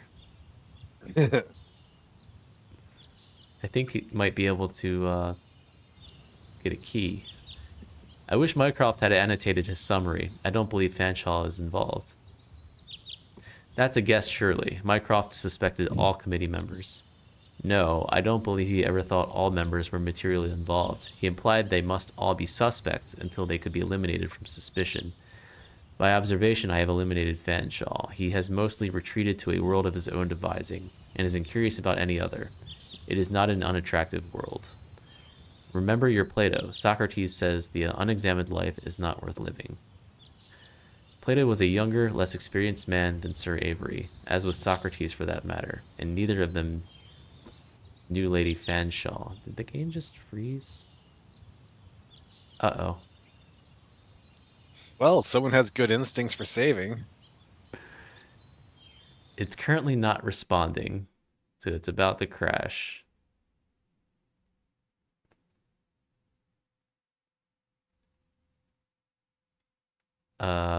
Yeah, it's... Maybe we can wait for it to respond. You could try hitting Control F5. Nope.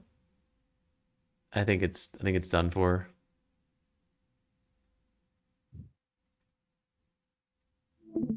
The secrets want to remain secret. Hey, Lady Red Fox. Hey. I am so glad that I thought to save.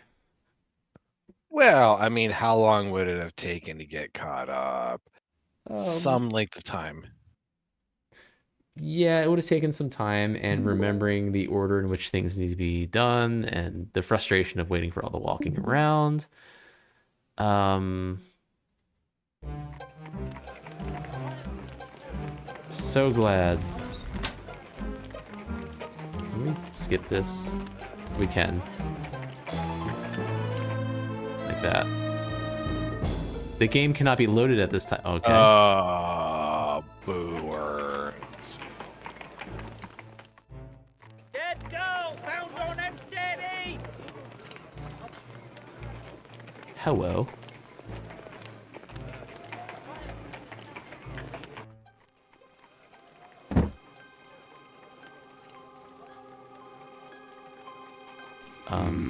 There we go. Load. All right. Talk, talk, talk. Oh, feed the birds. Opens the bag. Thank you.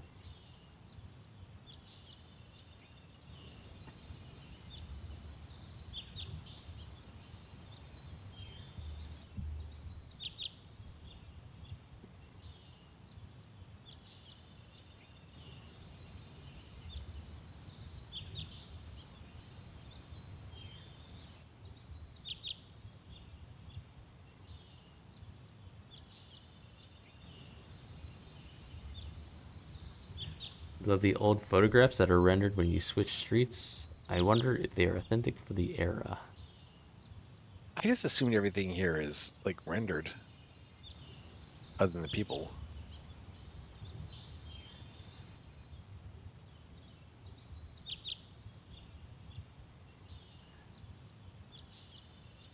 Blah, blah, blah, blah, blah. Blah, blah, blah. Blah, blah, blah. Blah, blah, blah. Nope, nope, nope. Nope. Blah, blah, blah.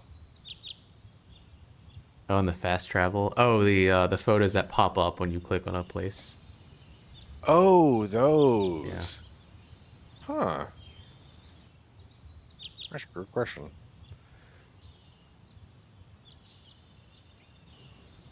I'm gonna go talk to Watson.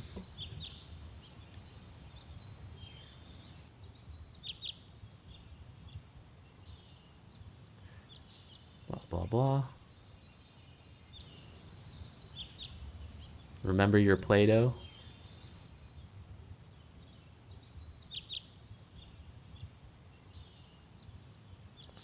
So, I think we're done here?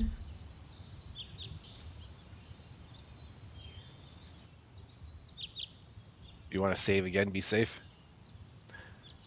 Probably.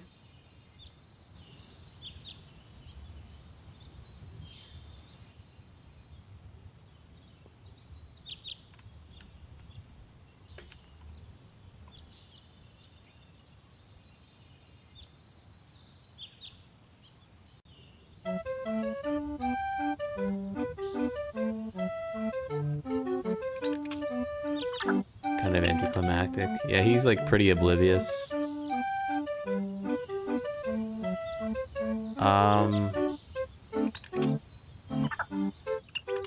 I lost track of our lead because of the crash. What were we doing? We were. I think it was. We have to take a jump to the left. And step to the right. Oh, here's Spitalfields. Oh, that's where she lives, I guess. I thought Yeah, we didn't know there exactly. we go. Like those photos. From Houndstitch to Hanbury Street, Whitechapel to Bethnal Green, one may witness every manner of wretchedness. Spitalfields is the most notorious spawning ground for loathsome diseases and infamous events in the civilized world. Well, with a name like Spitalfields.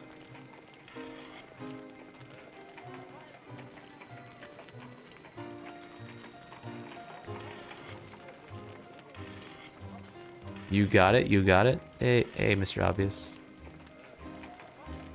Very first one here. Wow. Oh, the first. Yeah, you got it. Save a life, mister. I'm way past depressed, and nothing so sad as an empty bottle of gin. Do us a favor, your worship. Fill it up. How does he expect you to fill up this bottle? Like, don't Oh, I'll answer fill that. it up. Sorry. What do you make of the Dark East End, Doctor? You surprised me, Holmes, asking for a conclusion on the scantiest sampling of evidence. I would be reduced to gross generalities. Ask me when I've looked around. I deserve that, I suppose. Drunks. Drunks? Drunks? I'm looking for a family named Ratchet. You know them? This whole place looks pretty ratchet. Of course I do. They keeps a palace up west. Now, what about a drink? Then that gives all to receive. I think you've had quite enough. You can barely stand. Proof I ain't had near enough. Fill me up. Ratchets live right next door to the Clanks. Nah. If you give me the Ratchet address, we might be able to make an arrangement. What are you? A bill collector? A fancy man? The law? You get nothing. I merely want to speak with the woman. Talking with your type leads to trouble. Get away with you. There's the Doss house. Is that where you get your Doss? Dreams die behind the doors of this hotel, which also deals malignant gin. For tuppence, an inebriated customer can sleep on a pestiferous cot warmed by his neighbor's rank breath and a lice-infested blanket. We'll enter that in a minute.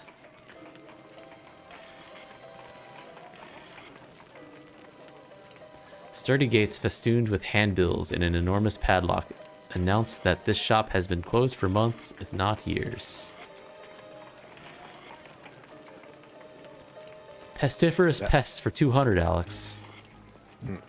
That one poster really looks different. This one? No, the one bright white one. It's just part of the word shop. It's just that one's, yeah, right there. Yeah. Left one. This looks brighter. It does, a little bit. Phrenologist studio. Ooh.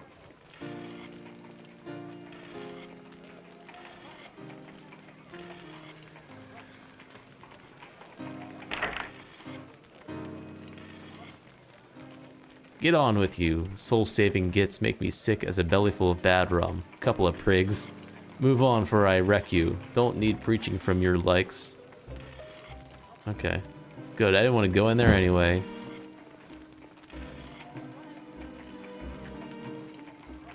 The direct approach has flopped. Something more discreet is called for.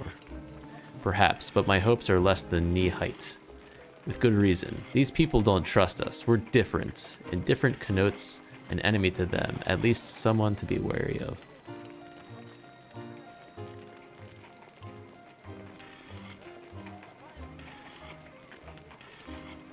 We can go to the phrenologist studio. A machine-lettered sign. Oh, thank you. Quack. Machine-lettered sign announces the premises of a phrenologist. Several spelling errors in the sign's subtitle do not engender confidence in the specialist's alleged art. You think maybe we should feel stop like here? Glass houses, stones. We're gonna talk about spelling errors. I can go either way. I just like quacking. Okay. I think we should call it because I do have to get up early and got a bit of a busy week, and I don't want to stay up too late. We are probably getting close to the end of this one. Yeah, I feel like we've actually made a lot of progress. Mhm. I'm actually feeling good about that.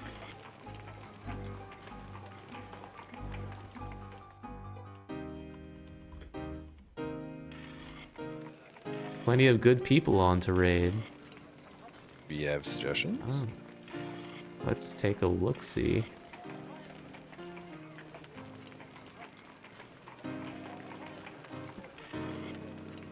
We could raid Fee.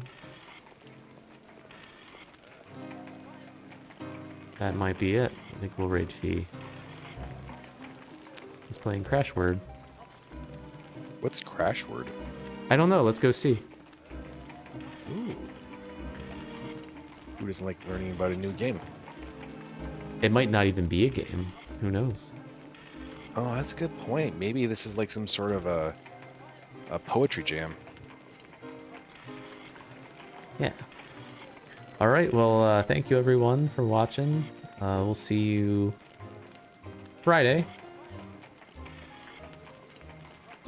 Good night. Good night. Crash versus Windows State. Huh?